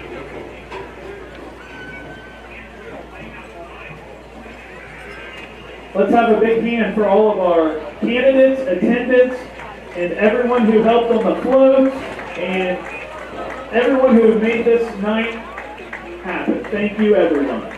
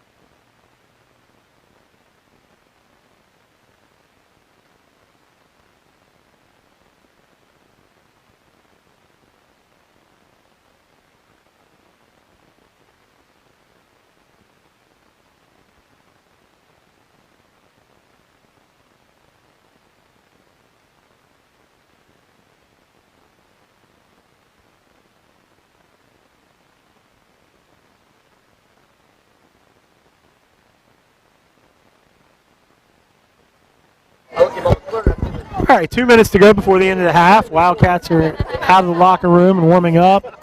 The Eagles are out of the locker room and warming up. Quick recap of the first half. The Wildcats, well, the Eagles scored first, went up 7-0 on about 4 consecutive runs that got them all the way in the end zone. Then the Wildcats came back and scored on a Tristan Guy's reception and went for a touchdown. And then Jace Canner put one in the corner of the end zone on the right side on a nice run to the right. Both extra points were good. It's 14-9 right now because we did get safetied in between those 2 touchdowns, actually. We got a safety. Got tackled in our own end zone. They had a lucky punt, really. I hate to say lucky. But it was a line drive, not a very good punt. It bounced and just happened to bounce about 12 foot in the air over top of Tristan's head and checked up on the 2-yard line. Miss hit, but it ended up working out for them, and then they safetied us. So things happen. Second half will all be about whether we can stop the run against these guys. They like to run it. They run it early and often, and usually just throw it on third down. So if we can stop the run up the middle, we'll probably tell how this one will go.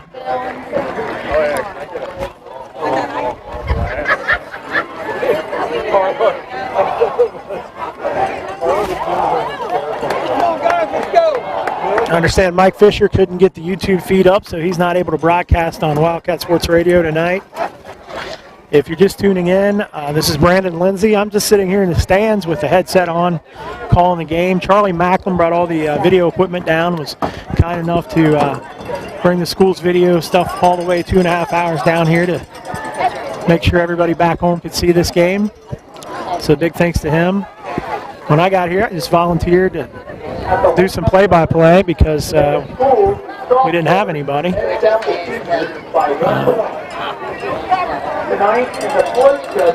As I said before, I'm no Mike Fisher, but I'm doing my best, and we look to have him back here real soon. Congratulations, sophomore.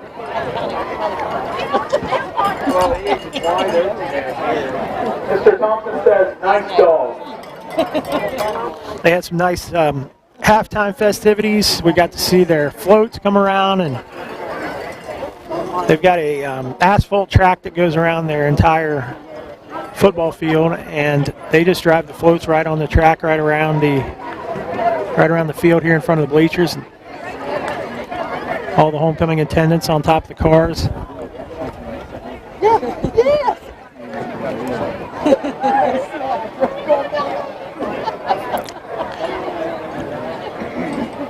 My guess is I don't think there's like a small town close to here where they could have a homecoming parade through town. So this is probably the closest you get to a homecoming parade here. It's just bringing the floats and everything around the track.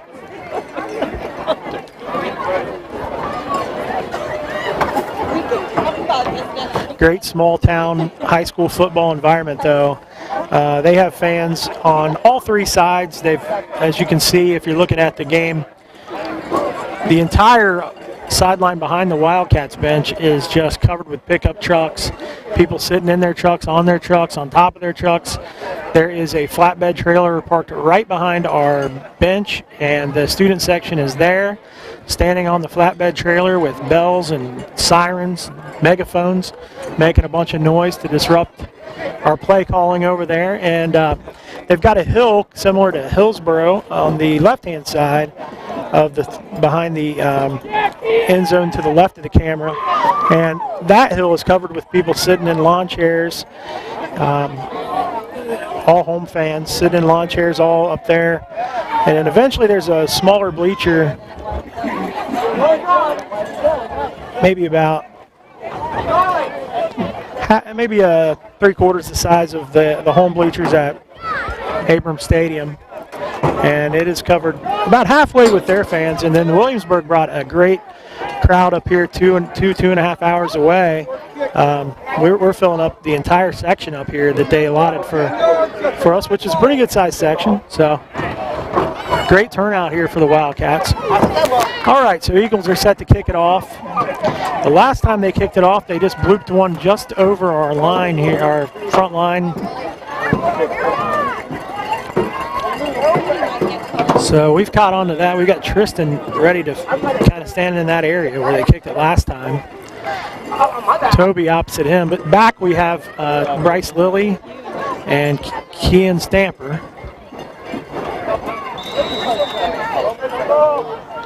And this one's booted right around where Tristan is. It's a live ball. It's out of bounds. Went out of bounds around the 32-yard line. So penalty flag was thrown, and we'll get the ball at the 35.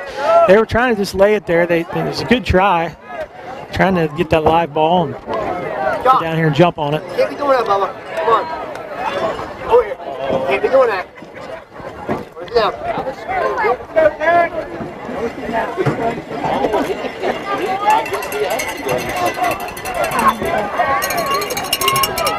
All right, so they're going to mark that off from where it went out of bounds again. So 37-yard line. We'll start. Here we go.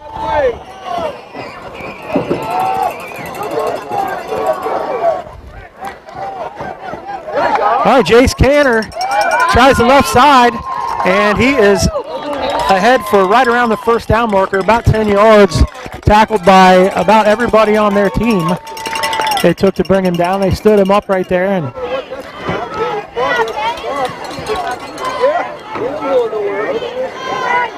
it'll be, I guess they're going to call it second and a yard. Gain of 9 on the play. If Jace would have been able to fall forward there, he would have had the first, but they had about, like I said, about 11 guys trying to keep him from falling forward. J.J. Miller back under center. Here we go. Tristan to the right. Tristan up the middle. And he's ahead for a first down. Big gain. Takes it inside the Eagle 40-yard line, down about the 38.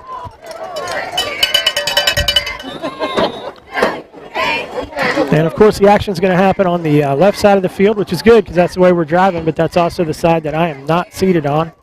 I'm about the 35 on the end behind the Wildcats. A little harder for me to see yard lines down there. Here we go. Oh, bad snap, but Jace comes up with it, and he's going to run right. He's still on his feet, and he breaks away. Jace Canner inside the 10 to the 5 to the corner, touchdown. It was a bad snap off J.J. Miller's hands, bounced right to Jace. He reached up and grabbed it and tried the right side. Nothing was there. He broke it back to the left, and it was nothing but green space. And he goes 38 yards for a Wildcat touchdown. Luke Lindsay on to try the extra point. Jace Canner, the holder, and Nick Patterson, the long snapper.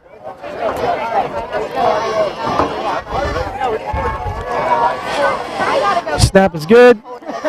It's down. The kick is up, and it is good. A little bit of a line drive from Luke that time, but it was good.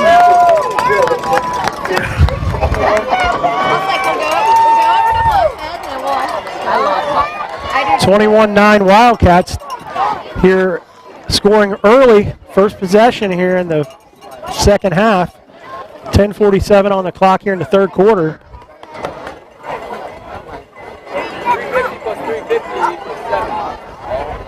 Jace Canner, second touchdown of the night. John. You know, my kids say, I say, my nose is take it as far as thing away from the bump till you're home.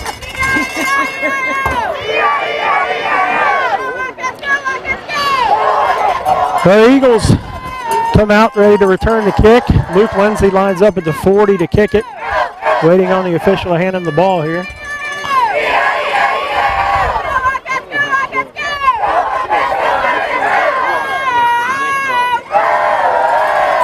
All right, Luke tees it up and takes his steps. He got his information from the sideline on where they want it sent this time.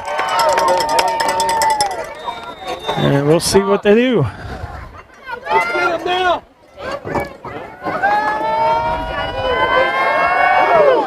All right, this is a low kick, bouncing, and it bounces right up into the arms of number 10. Took a great bounce, waist high into his gut, and he'll bring it out to the 45-yard line.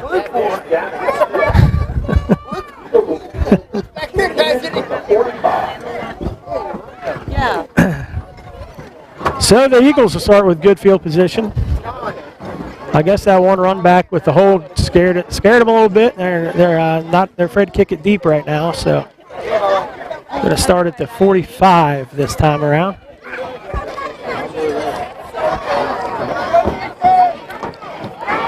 I say send it deep, coach. All right, here we go. 24 brings it around the left side.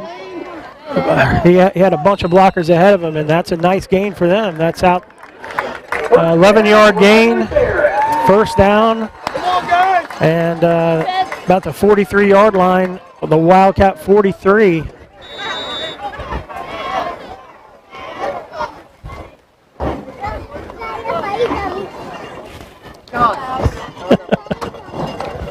Here I am, sitting in the bleachers calling the game. How's it going? Charlie told me to turn around and be on camera. All right, here we go. Number 10 with the handoff. He slips through a couple of tackles, and he's ahead again for 9. Ball came loose, but he was already down at the time, is the ruling. 8 yards on the play. They had him stopped short, and it just kind of slipped out of the grasp of a couple of guys there.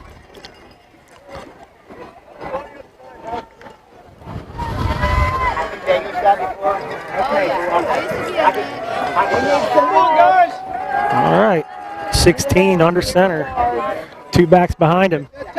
He's back to pass this time. He's looking at number 9 down the sideline, and they're saying he's out of bounds. No catch. No catch. He was guarded closely there by, I'll let you know as soon as I can see his number. I think it might have been Michael Day. Yeah, Michael Day on defense. He pushed him right there to the sidelines and couldn't make the catch. So it's 3rd and 2. This is 4-down territory here, so Cats will have to make a couple stops if they want to stop him on this series.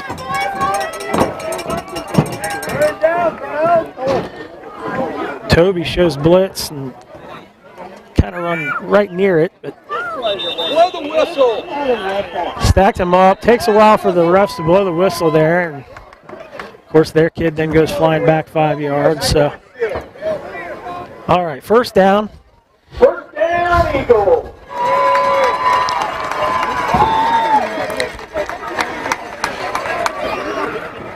So first down at the 32-yard line for the Eagles.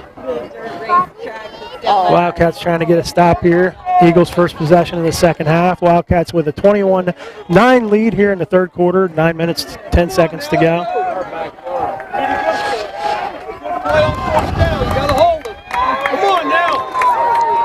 All right. Handoff up the middle. And he stopped after about a gain of 2. Ball at the 30-yard line. Come on now, let's go. Second down and 8.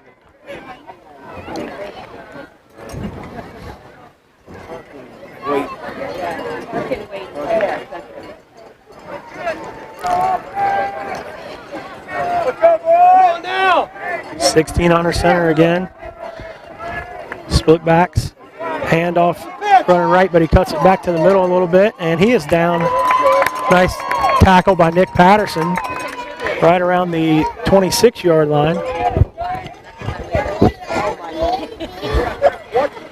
Be 3rd and about 4 now. That's what I see everyone.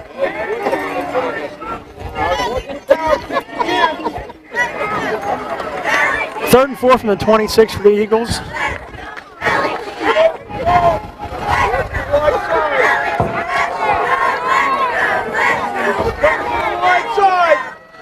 Big Toby shows blitz right up the middle, and they run it to the right of him.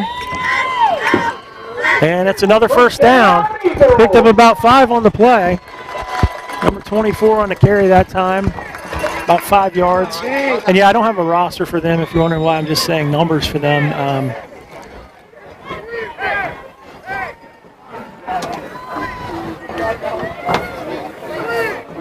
All right, 1st and 10 Eagles. 22-yard line.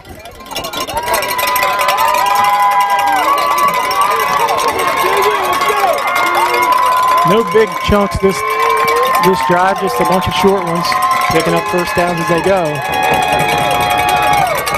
Reverse, handed to number 3, and nobody even realizes he has the football. He's going around the left side, and he's in for a touchdown. A well-designed play. Touchdown, Lance Hickler. A couple of fakes there. The Wildcats did not even realize that he had the football as he came around the left side. And That Eagle touchdown was brought to you by the he takes it to the end zone. So 21-15 right now, Wildcats, and they're on to try their extra point. Everybody tries to.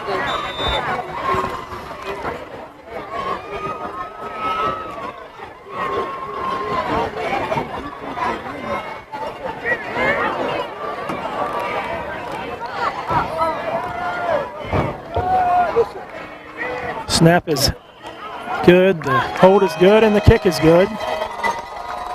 21-16 now. extra point is good. 7:05 left here in the 3rd quarter. Wildcats still in the lead. Eagles put together a nice drive there. Started with good field position. They got the ball in their own 44, I think it was.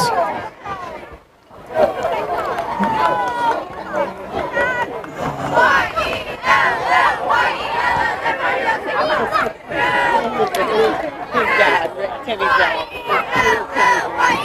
played football with LA Times at Batavia U. Timmy Collette, they were in church on Sunday. Did you see him?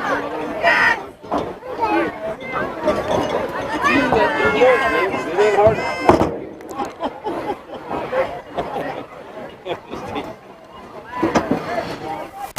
right, Wildcats come out with the return team.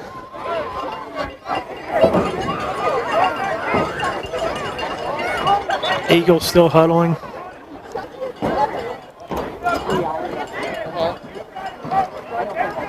The ref finally blows the whistle to bring him out.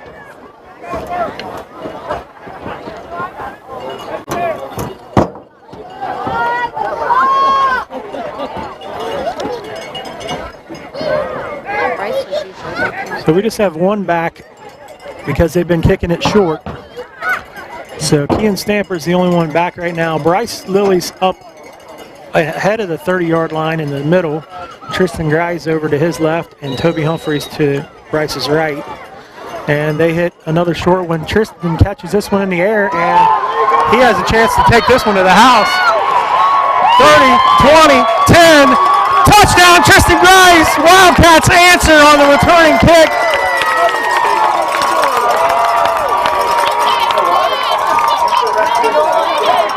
They went to the well quite a few times with that little kick. Wildcats got wise to it, put some guys up there. Tristan catches it on the run, and he was gone. Luke Lindsay on to try the extra point. Nick Patterson, the long snapper. Jace Kenner, the holder. And then a whistle blows.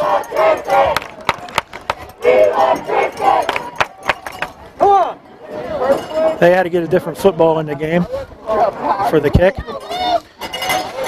So Luke will get his steps one more time.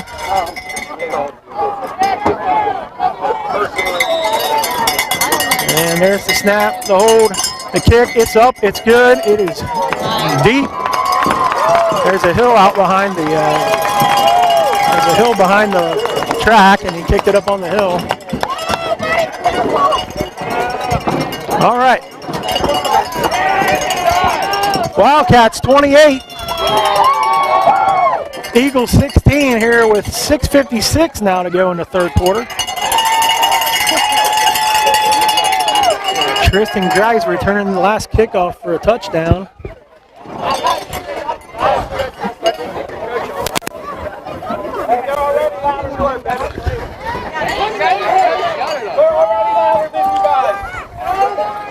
They have cowbell. Cowbells are ringing in the Wildcat section over here. Luke out to kick it from the 40.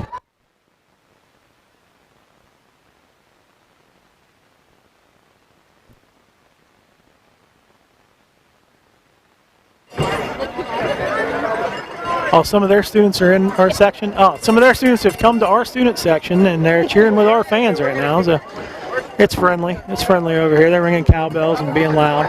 All right, Luke Lindsay back to kick it. And we'll see where they have him send it this time. This one is sent deep. Coach Ayers heard my words of wisdom when I said just send it deep, Coach Ayers. And of course, here they come returning it again. And it's the same result there, about the 45, 46 yard line.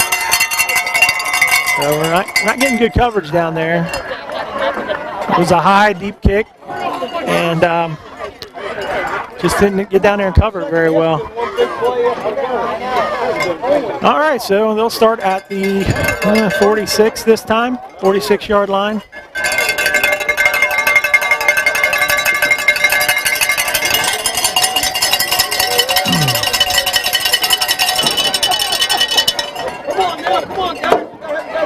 Maybe the 47. All right. They come out showing the same look, always split backs, 16 under center. Back to pass this time, looking for number 9, but throws it short to 10, and he drops it, couldn't get a handle on it. Toby Humphreys in the coverage.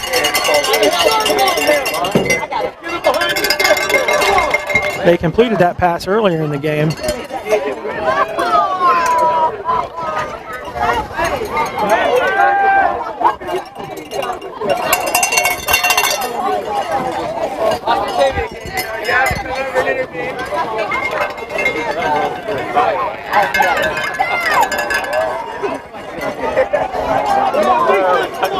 All right, second down and 10, Eagles from their own 47. Quarterback running left.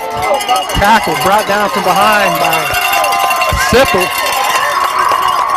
Austin Sipple, number 71. He's fired up, as always. He gets fired up. All right, it's just a short gain there. Third down and 7, I'd say. They've got 6 on the board, but they're being hopeful, I think. All right, here we go.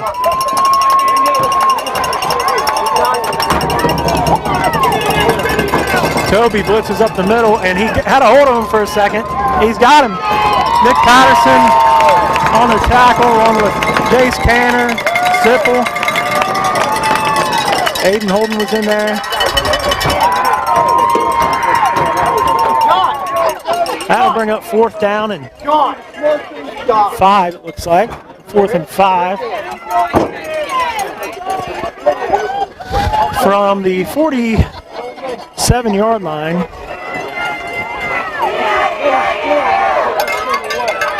And they're going to go for it here.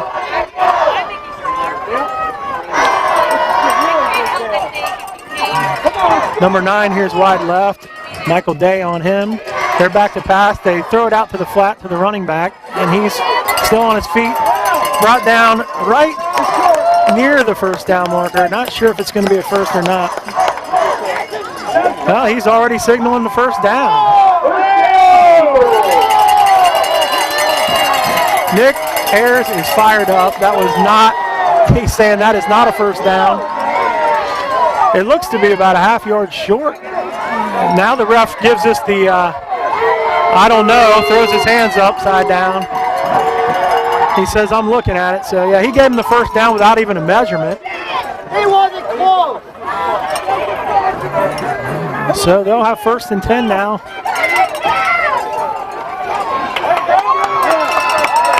Running it from about the 43, maybe 42, 43. And very little gain there, if anything. Looks like he gained a yard. 2nd down and 9.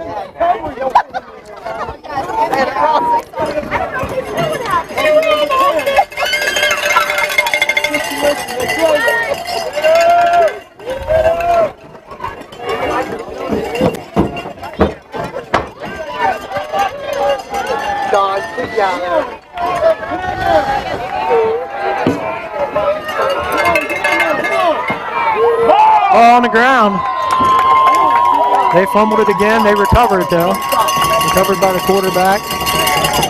Loss of 1.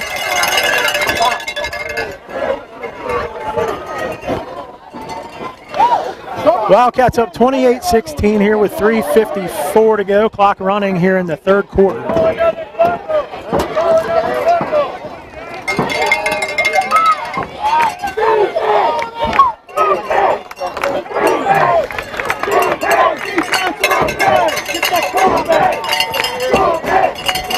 Third and 11.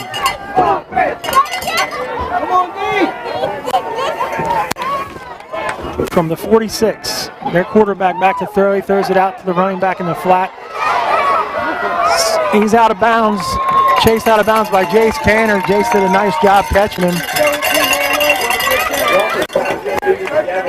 Jace ran a long way, got him out of bounds, about 4 yards short of the first.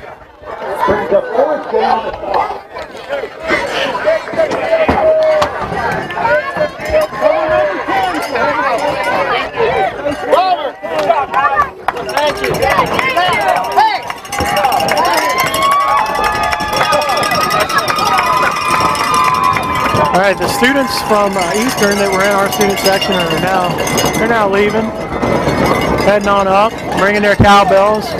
If you're missing a cowbell, it's probably here at this football game.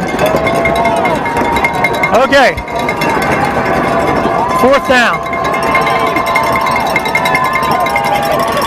Oh, they got the Wildcats to jump. So this will make it 4th and about 1 now. Hard count, it worked.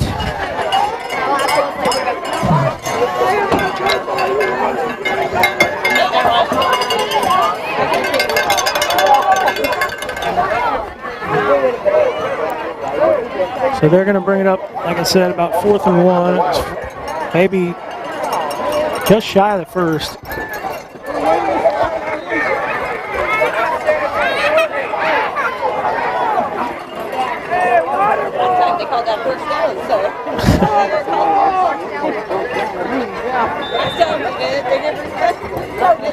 Now the official on this side wants to call for a measurement, even though he wouldn't do a measurement earlier when it looked way more short than it is now. And he just gave him the first.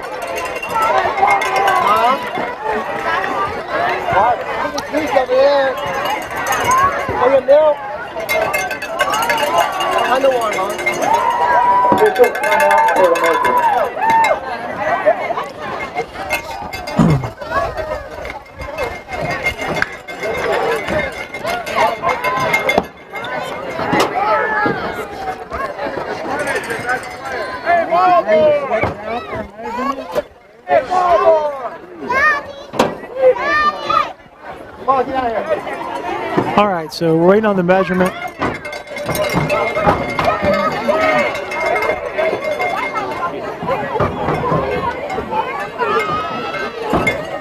And it is short.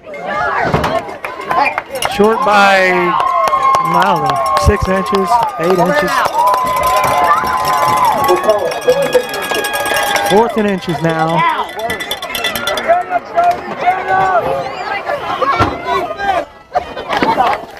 4th and inches after the offside penalty on the Wildcats.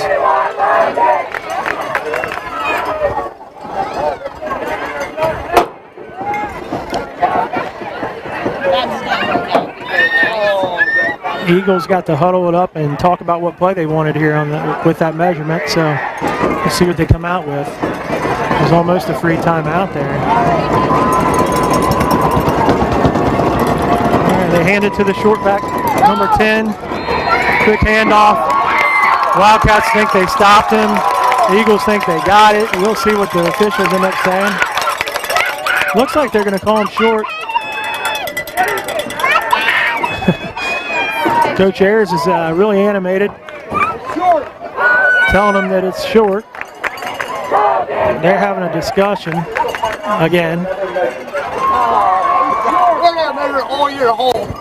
All right, they're going to measure it again, and I'll tell you, it looks shorter than it looked before. And well, they haven't put it down yet, but where his foot is, it doesn't even look close, so I don't know why they would measure it. He's a yard short. But they're going to anyway. I need the Jeopardy theme.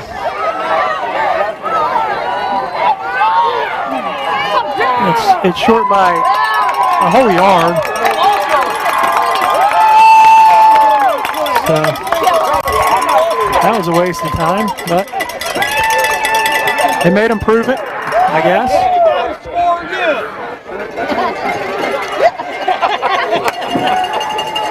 So Wildcats take over on downs right there at the 34-yard line.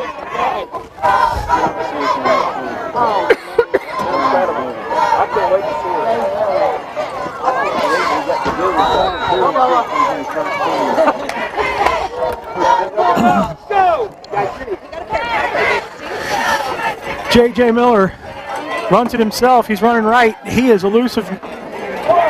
Gets past one guy in the backfield, gets hit on the sideline. There is a penalty flag. Couldn't tell what it was. Might have hit him out of bounds. Personal foul, face mask on the Eagles, so that'll add 15 to the end of that one.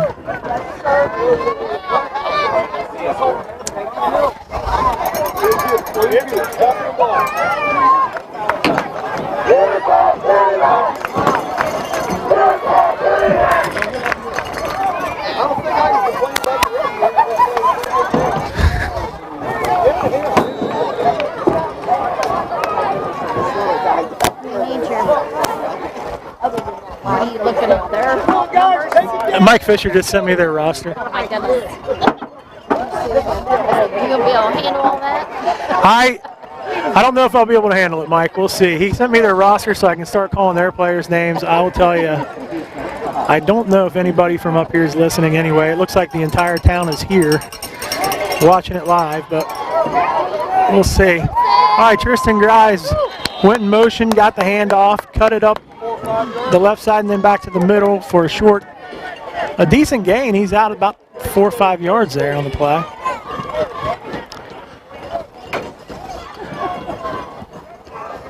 I'm also not as skilled as Mike to be able to figure out who's running it and who made the tackle.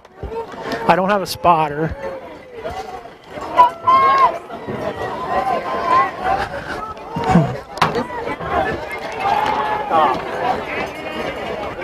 All right, J.J. Miller once again in his shotgun. Tristan in motion. They fake the handoff to Jace, and Miller keeps it. He's around the right side. He is bouncing in and out of guys and eventually down. He's well past the first down marker. Big gain on the play. About a 15-yard gain on the play. Looks like we're down around the 27-yard line. 1st and 10 Wildcats. Wildcats lead at 28-16. 2 minutes to go here in the third quarter. I look like I have a football. The football program, the Mike that makes the call,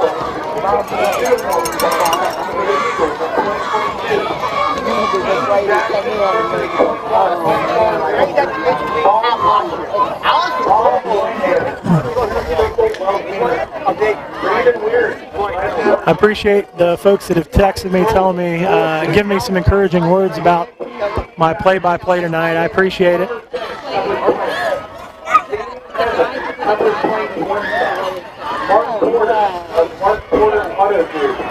Oh my God.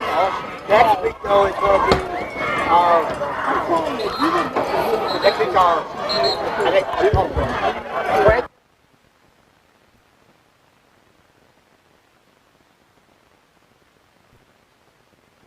All right, 1st and 10 Wildcats from the 27-yard line.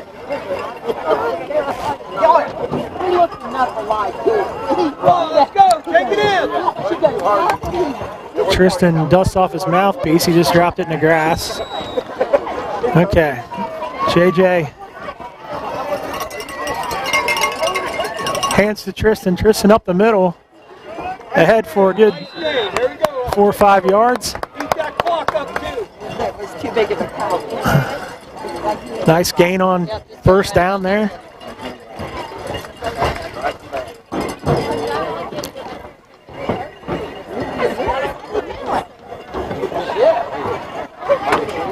All right, 2nd down and 6. Ball on the 24. Wildcats driving. JJ looks to Bryce, sends a little signal his way. It was a quick pass to Bryce. Bryce almost breaks it loose. Bryce was a shirt tail away from taking that one in the end zone. Number 3 grabbed him. Number 3 was Lance Hensler, and he got a hold of some jersey and saved a touchdown right there. Robert, over here. So the Wildcats get a first down at the 14-yard line.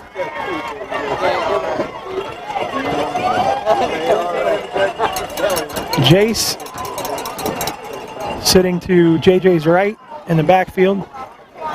Tristan up closer to the line. Everything goes to the right. JJ runs to the right. And not a lot on that play there, maybe 2. That's hard to tell. Again, I'm at the weird angle now. Maybe nothing. Okay, their line guy ended up giving us 1. We got 1 out of that. So not a lot there. 27 seconds left. Clock running here in the 3rd quarter. We'll see if they get a play off before the 4th quarter.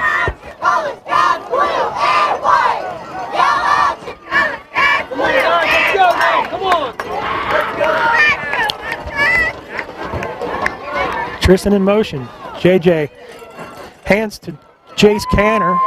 Jace runs right, gets ahead for a decent little gain.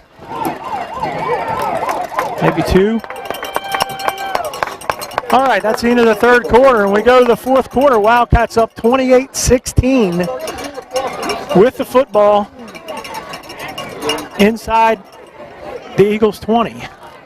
So they'll flip into the field. They'll be down here a little closer to me where I'll be able to see what's going on a little better as far as the yard lines go.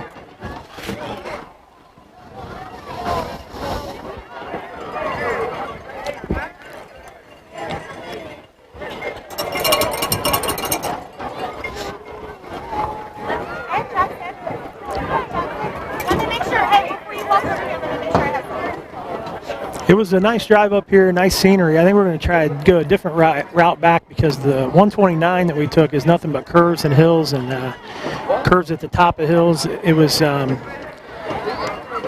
on the way down, but in the dark it could get a little weird trying to figure out which way the road goes as you go over a hill. So there's another route back I think we're going to try.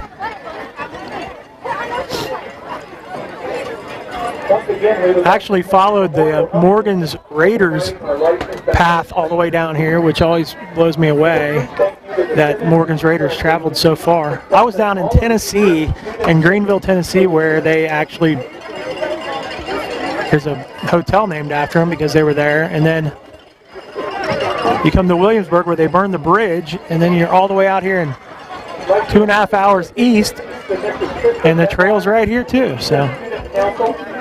For organizing tonight's activity. Thank you, Mrs. Detweiler.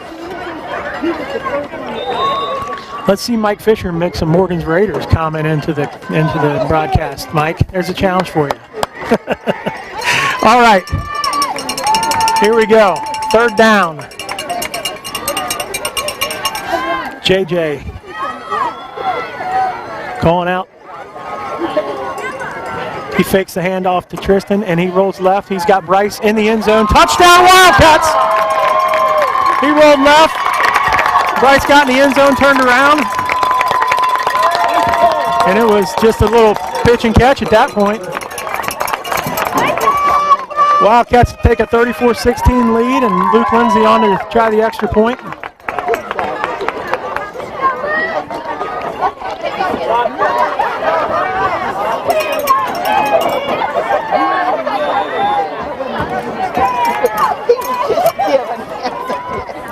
All right, Nick Patterson, long snapper. Jace is going to hold it. Get it down. Luke gets it up and through. 35-16 Wildcats. Early here in the fourth quarter, 11:55 left in the fourth. Flag on the play. Well, they got a flag on the play. On the extra point, so we'll see if we've got to kick it again or if it'll be something tacked onto the kickoff.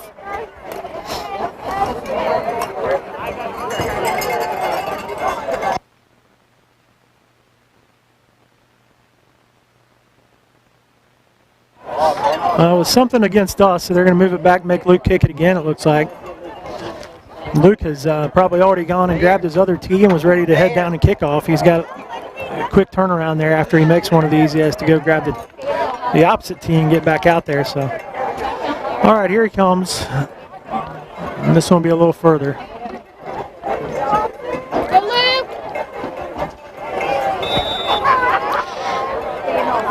That was a hold against the Wildcats, I believe. All right, let's see if we can get a good hold and good snap, good hold.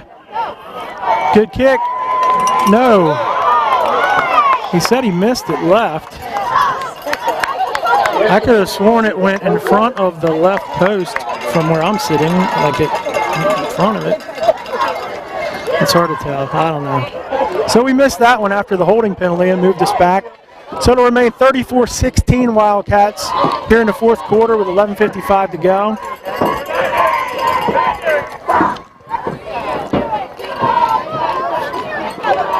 You still see the ball?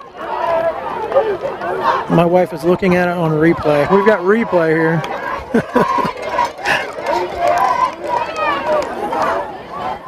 Yep. Can you tell? Did it go left?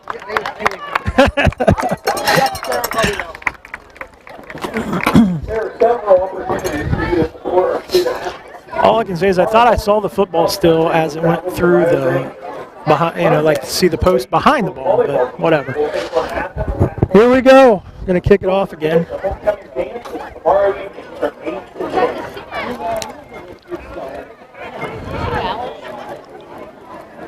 'em.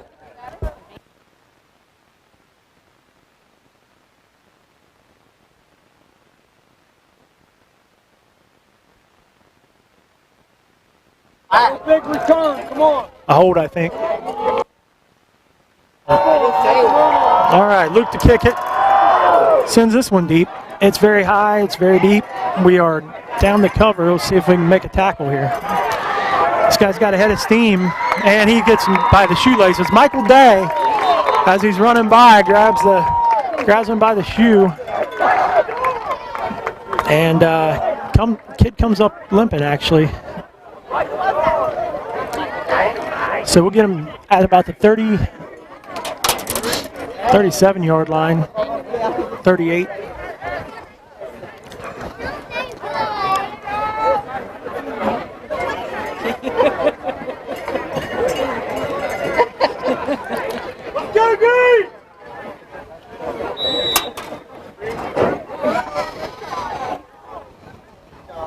All right. Eagles take over to 38-yard line. Wildcats up 34-16. 11:45 in the fourth. Cover number 10. They try the same play they scored on, the reverse, and this time the Wildcats are all over it. Jace Canner, Nick Patterson.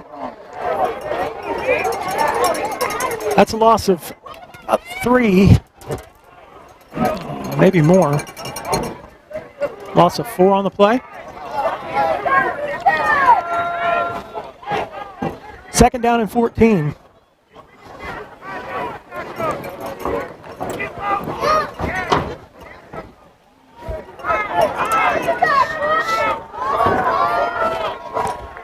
.11 to play. Bad snap. Quarterback trying to cover it up. He picks it up and just throws it to absolutely nobody. So they've got intentional grounding call out right now, I believe. Yep, intentional grounding.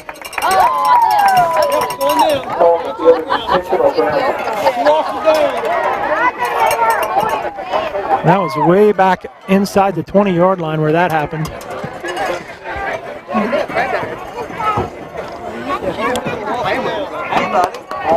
where it was. Like if you have Please get out. So we've got one guy who is marking where the ball, he has a foot down where the ball went out of bounds, was thrown to. Now one guy who's marking the actual, where we started the play from, and the other guy marking where the sack kind of happened before he threw it. So we'll see what they end up doing here. All right, they're going to mark it from the original line of scrimmage, which is correct, I guess. 5 yards. And should that be a loss of down? I know intentional grounding is not just 5 yards. All right, come on now. Why aren't they back here? Because he was back here when he threw the ball, wasn't he? I think it should be 5 and a loss of downs at least. I don't know. And they're going to pass to number 9. He's got the football running, and he's running away from Wildcats. Bryce is going to catch him, but oh, he couldn't make the tackle, but he holds him up long enough for Jace to get him. First down, Gavin Murphy. So they connect on a long pass, goes all the way down inside the 5-yard line.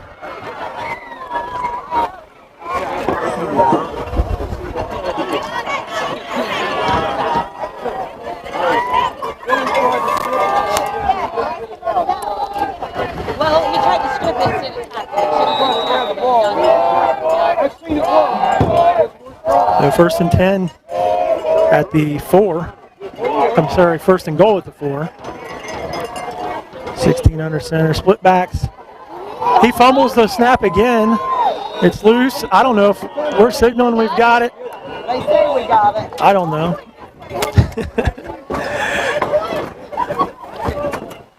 There's a pileup once again, looking to see who came up with the ball. Wildcats are still signaling that we have it, and we do. Big defensive stop. Fumbled the ball on their own 4-yard line, on our 4-yard line, just as they were going to go into the end zone. And Wildcats will take over right there. That's a huge play.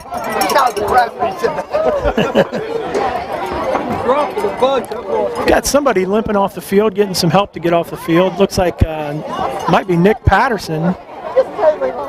Let's get it out of there now. Hopefully he's all right because he's already our backup long snapper. Yes, it is Nick.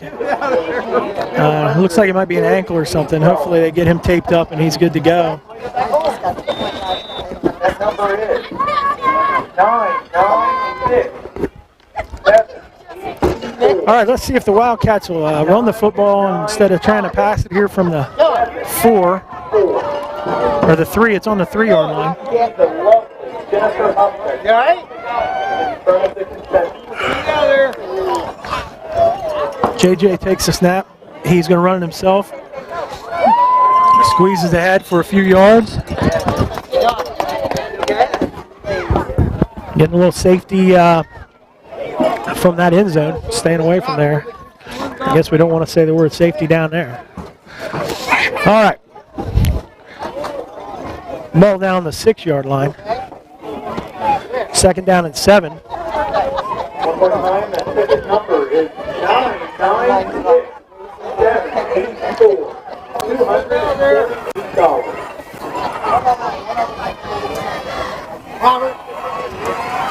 JJ with Jace Canner to his left. Tristan up close to the line. Tristan goes in motion once again. Bad snap. Bounces off JJ's hands right to Jace, but this time he doesn't take it for a touchdown. He ended up with a loss on the play, but at least he covered it up. Loss of 2. Well, lots more than that. It's going to be third and about 13. Wildcats are making a third and 13 stop from their own 1-yard line. And I want to create a little room here so we can get a, if we don't get it, we at least can get a decent punt off. 9 minutes to go here in the game. 9:10. Clock running. Wildcats are using as much clock as they can right now. They're counting. They're going to call a timeout after it gets down to 1 second. All right. So they ran some clock, 8:57 now to go in the game. Wildcats use a timeout to talk this one over before this big third down play.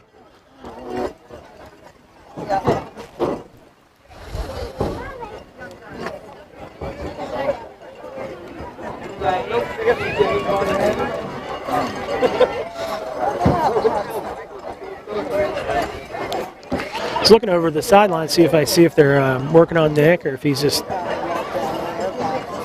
back to normal by now. We'll see. I don't really see them working on anyone at the moment.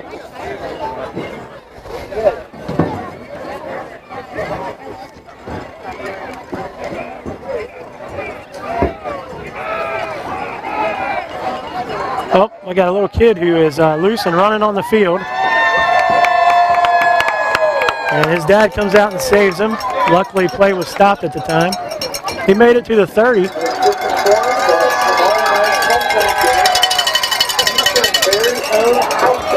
Will be performing Juvenile Lemonade. Play of the game.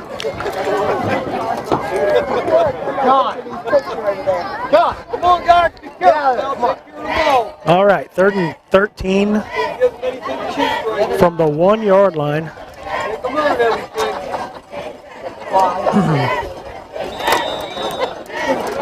Wildcats looking to create some space here.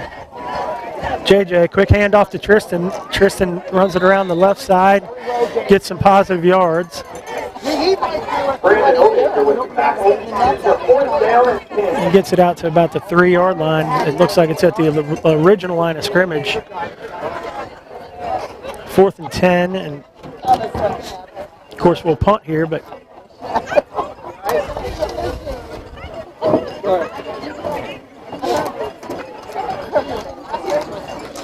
a little sketchy when you punt this far down here.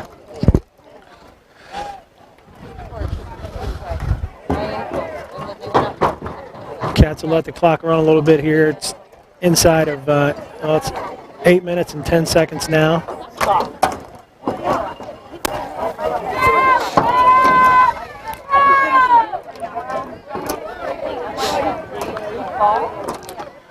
All right, Tristan gets the snap, kicks it. It's really high, decent kick.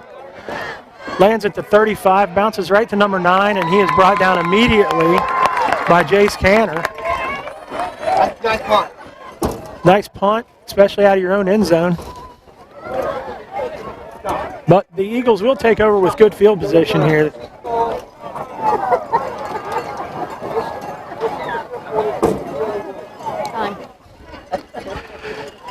All right, 7:48 to play. Eagles have the ball on the Wildcat 42-yard line to start this possession after the Wildcats had to punt out of their own end zone.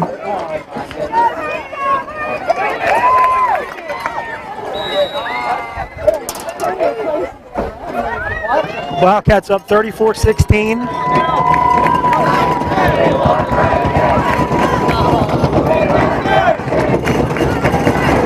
Back to throw. Tries to dump it off short to his running back, but it bounces right out of his hands, incomplete.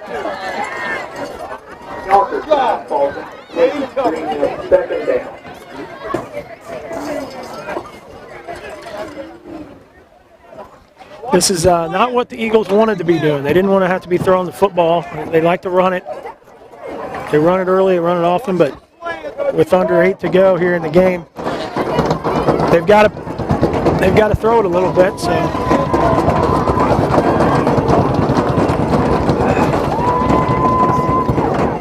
right, they handle the snap this time and dish it off to number 10 here in the backfield. He's going to be tackled for a big loss all the way back to about the 47 or so, it looks like.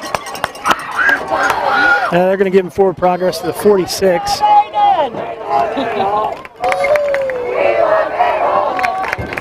Going to bring up 3rd down, 15.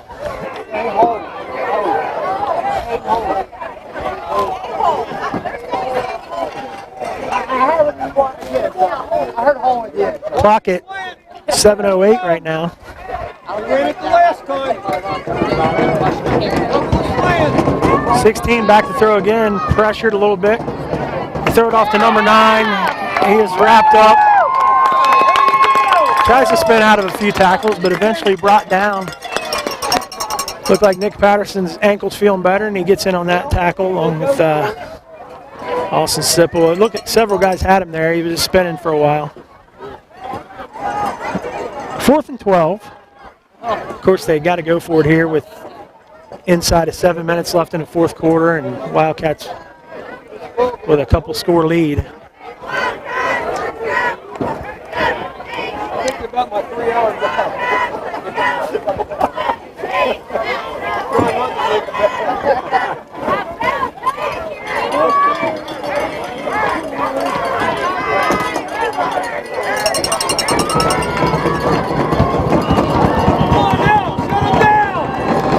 We got a timeout, Eagles now, as they come to the line. 6:05 to go, 34-16, 4th and 12 from the 44. And the Eagles will talk this one over with the big play on the line here.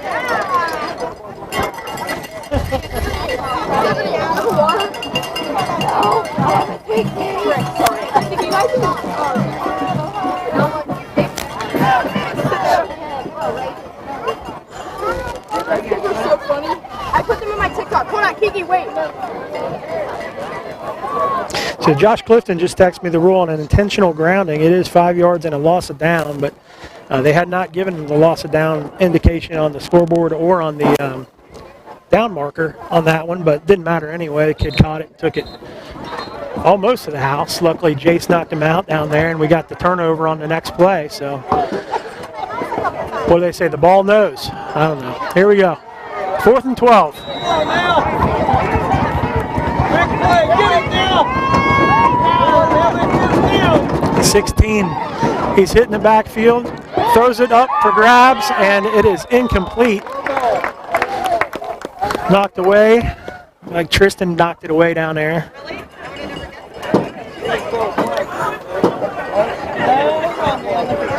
There has been a black cell phone turned into the concession stand. You have lost your cell phone. Please keep the concession stand. All right. First down, Wildcats take over on downs. There's 5:58 now to go in the game, up 34-16. Would be a nice bus ride back to be able to milk some clock here and put this one in the bank. Tomorrow morning at Alexander with the flag football beginning at 9 a.m.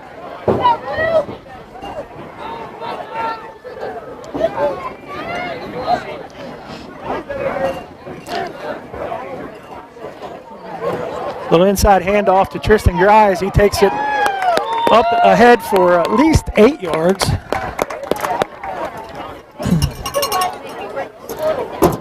Looks like about an 8-yard gain. It'll be 2nd down and 2.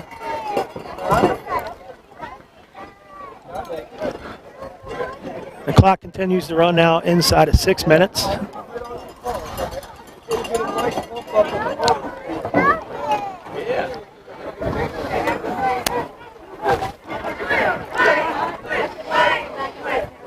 Cats come back to the line. Jace behind JJ. Jace now shifts to JJ's left. Tristan in motion. JJ running deep into the backfield. Eventually takes a shovel pass ahead to, hopefully it was incomplete. Looks like Alex tried to make that catch and looks like he did, so it'll actually cost Wildcats a couple of yards. So 3rd and 5, 3rd and 4.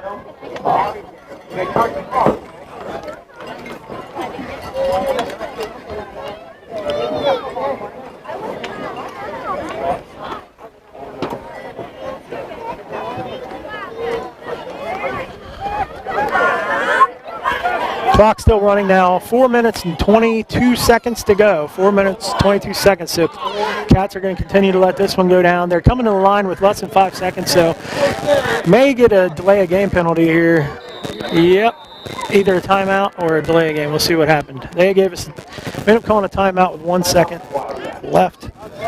So 4:09 to go, 34-16. Wildcats up 34-16, 4:09 to go, fourth quarter.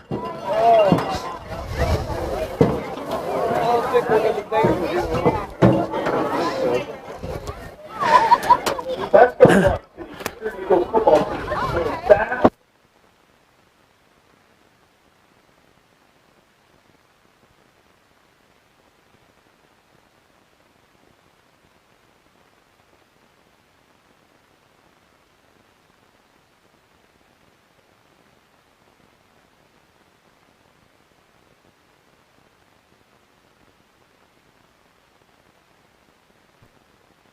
All right, I'm back here. We're at timeout. I had somebody in our row decided they were going to head home, so I had to move out of their way since I'm just announcing from the stands here tonight.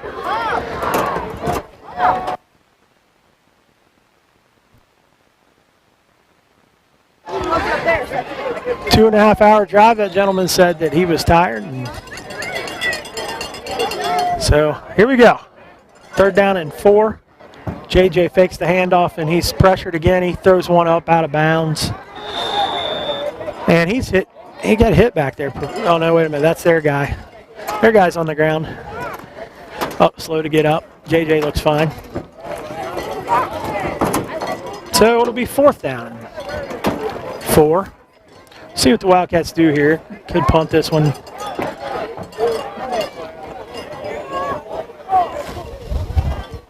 The Wildcats are taking 4th down and 4.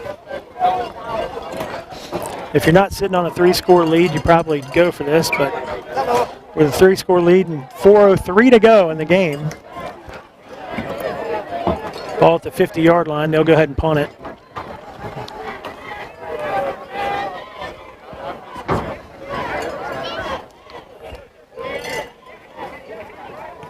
Tristan hits another good punt. This one's going to land at about the 17 and take a bounce toward the end zone. It is rolling down to about the 2-yard line where Bryce covers it up.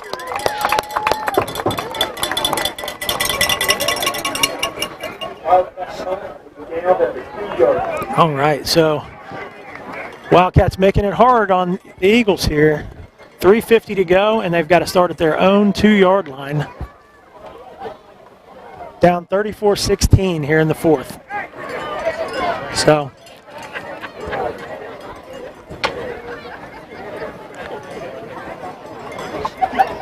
get a stop here and you can warm up the buses.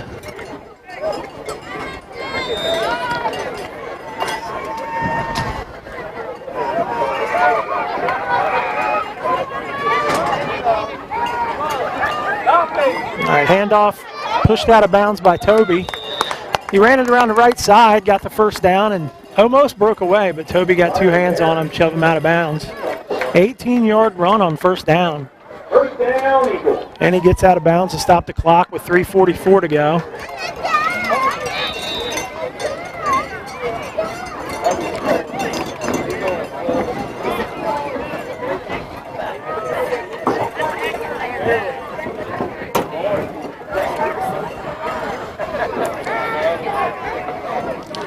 Another good run ahead for another 1st down. Looked like an 11 or 12-yard gain. Their player who ran it, though, he is not moving. He's on the ground. He's up to his knees now. Looks like he's moving a little bit.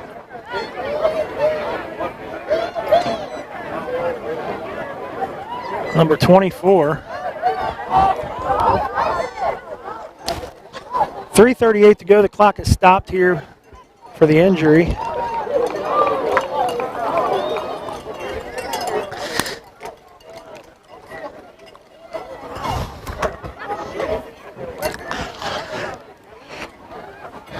And it'll take some time to let him make his way off the field. Eagles are going to want to get a call because the clock should start as soon as they're ready. But it has not started for some reason. So under 4 minutes to go, 3:58. All right, back to pass. Throws it out in the flat again to number 10. Aiden Holden shoves him out of bounds. And they get back to the line of scrimmage on that. That was about it. So second down, 10. I don't even know if the clock ran that time. Now it says 3:50 still. Did the clock run? Did it run, Charlie?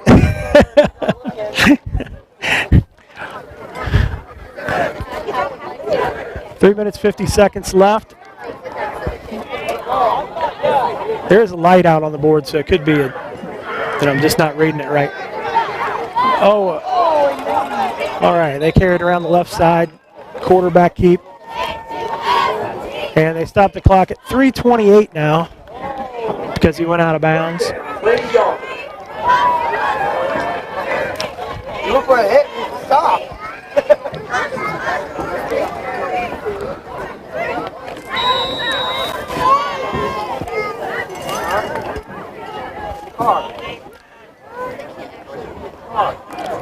All right, first down and 10 from the 49-yard line. Eagles in the shotgun. He is sacked. Aiden Holden lights him up back inside the 40.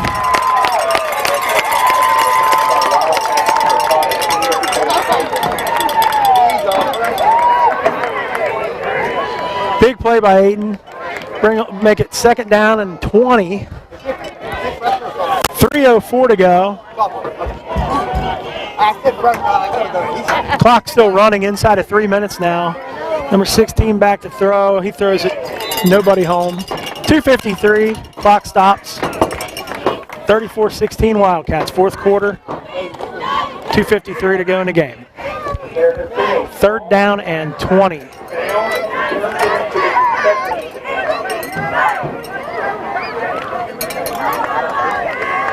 bag has a tag on it that says 5. All right, so here they come in the shotgun again. Back to throw. We don't get pressure this time.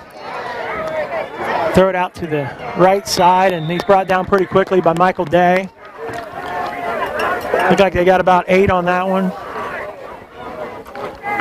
To bring up fourth down and 12.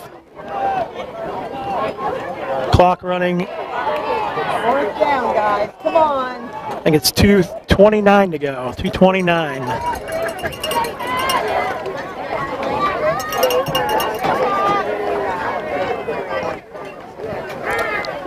Number 16 back to throw again. And he skips one on the grass up to number 9. Incomplete on fourth. So the Wildcats will take over right there with 2 minutes and 13 seconds to go. And look to just run the clock out on this one. Wildcats going to have a nice, happy bus ride back. If you're going to drive 2.5 hours, it's nice to win. We were talking earlier, this is a nice little prep for playoffs. If you make the playoffs and you've got to go somewhere far away, a place you haven't been before, take a long bus ride, this is a nice little warm-up for that. Good practice run. All right, so JJ still in the shotgun. He takes it and hands it directly to Jace, who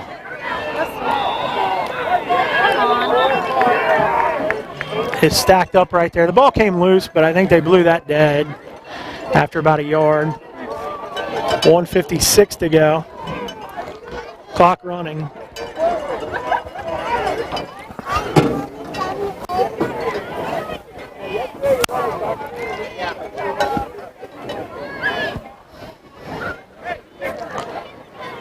Second and 9 here.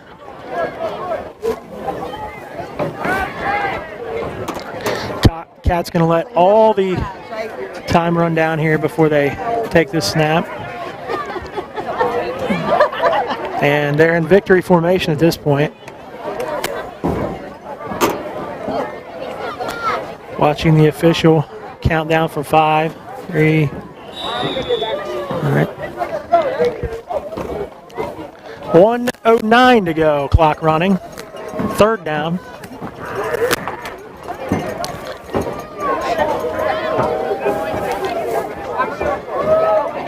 Alex and Toby giving each other some a victory handshake there. Cats just standing around letting the clock run at this point.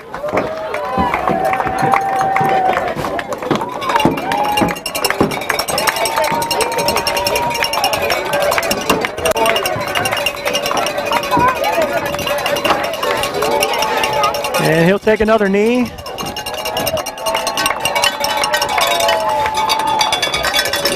.28 seconds to go. And that'll do it. That'll do it. Nothing left but the handshaking. So, the Wildcats go on the road, drive 2.5 hours on a bus, maybe longer on a bus, 2.5 by car, and pull off a 34-16 victory. Very impressive. This team that they played tonight was 4-1. It was their homecoming game, and they came in here and took care of business. Wildcats looked good. We move on to next week, so nothing left but the handshakes. I'm Brandon Lindsay. I'm going to sign off and get started on the road back. Thanks again to Charlie Macklin for bringing the video equipment out here. And we'll get Nick to come over. The coach will come over here. They'll do their huddle and victory speech over here, sing the alma mater. Cats celebrating now. So we'll see you all back in Williamsburg, everybody. Good night.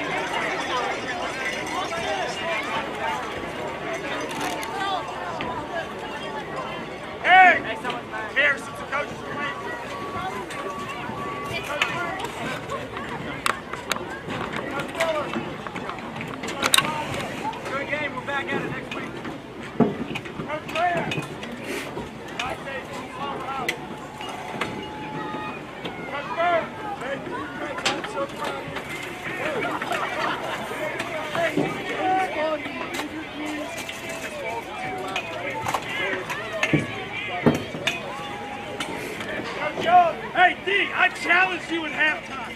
And you came out and you did more than I expected. That's a heck of a job.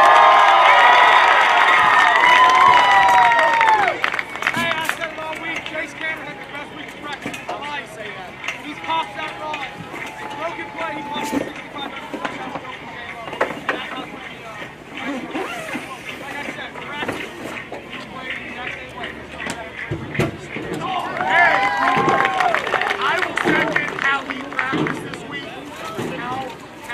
I don't know, I guess 3 touchdowns in 1 game helps. Last week, he had a great week of practice, and I've never seen somebody flip the switch and go in practice and do what he does, and we are very critical of him.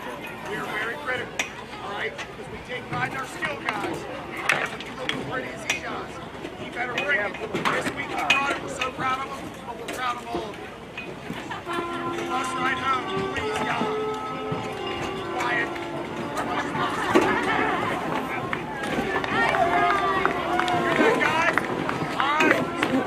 Thank you so much. And look how many people made this trip 3 hours.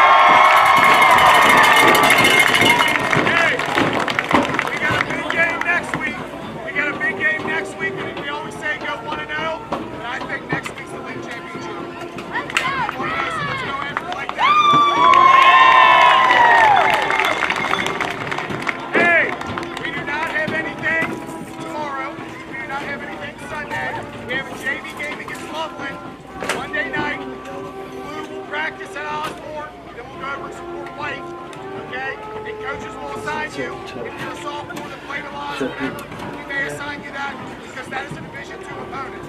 So there are going to be some dudes show up. You better be ready. We said we'd play anybody. We said that at the beginning of the year. We weren't playing on the JV games. So we said we were going to play. The only person that wanted to play us was Lumber. So that's what we're going to play.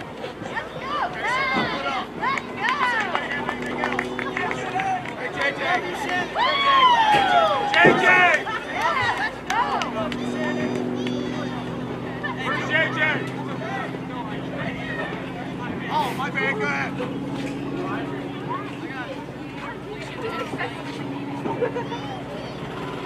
Oh, what?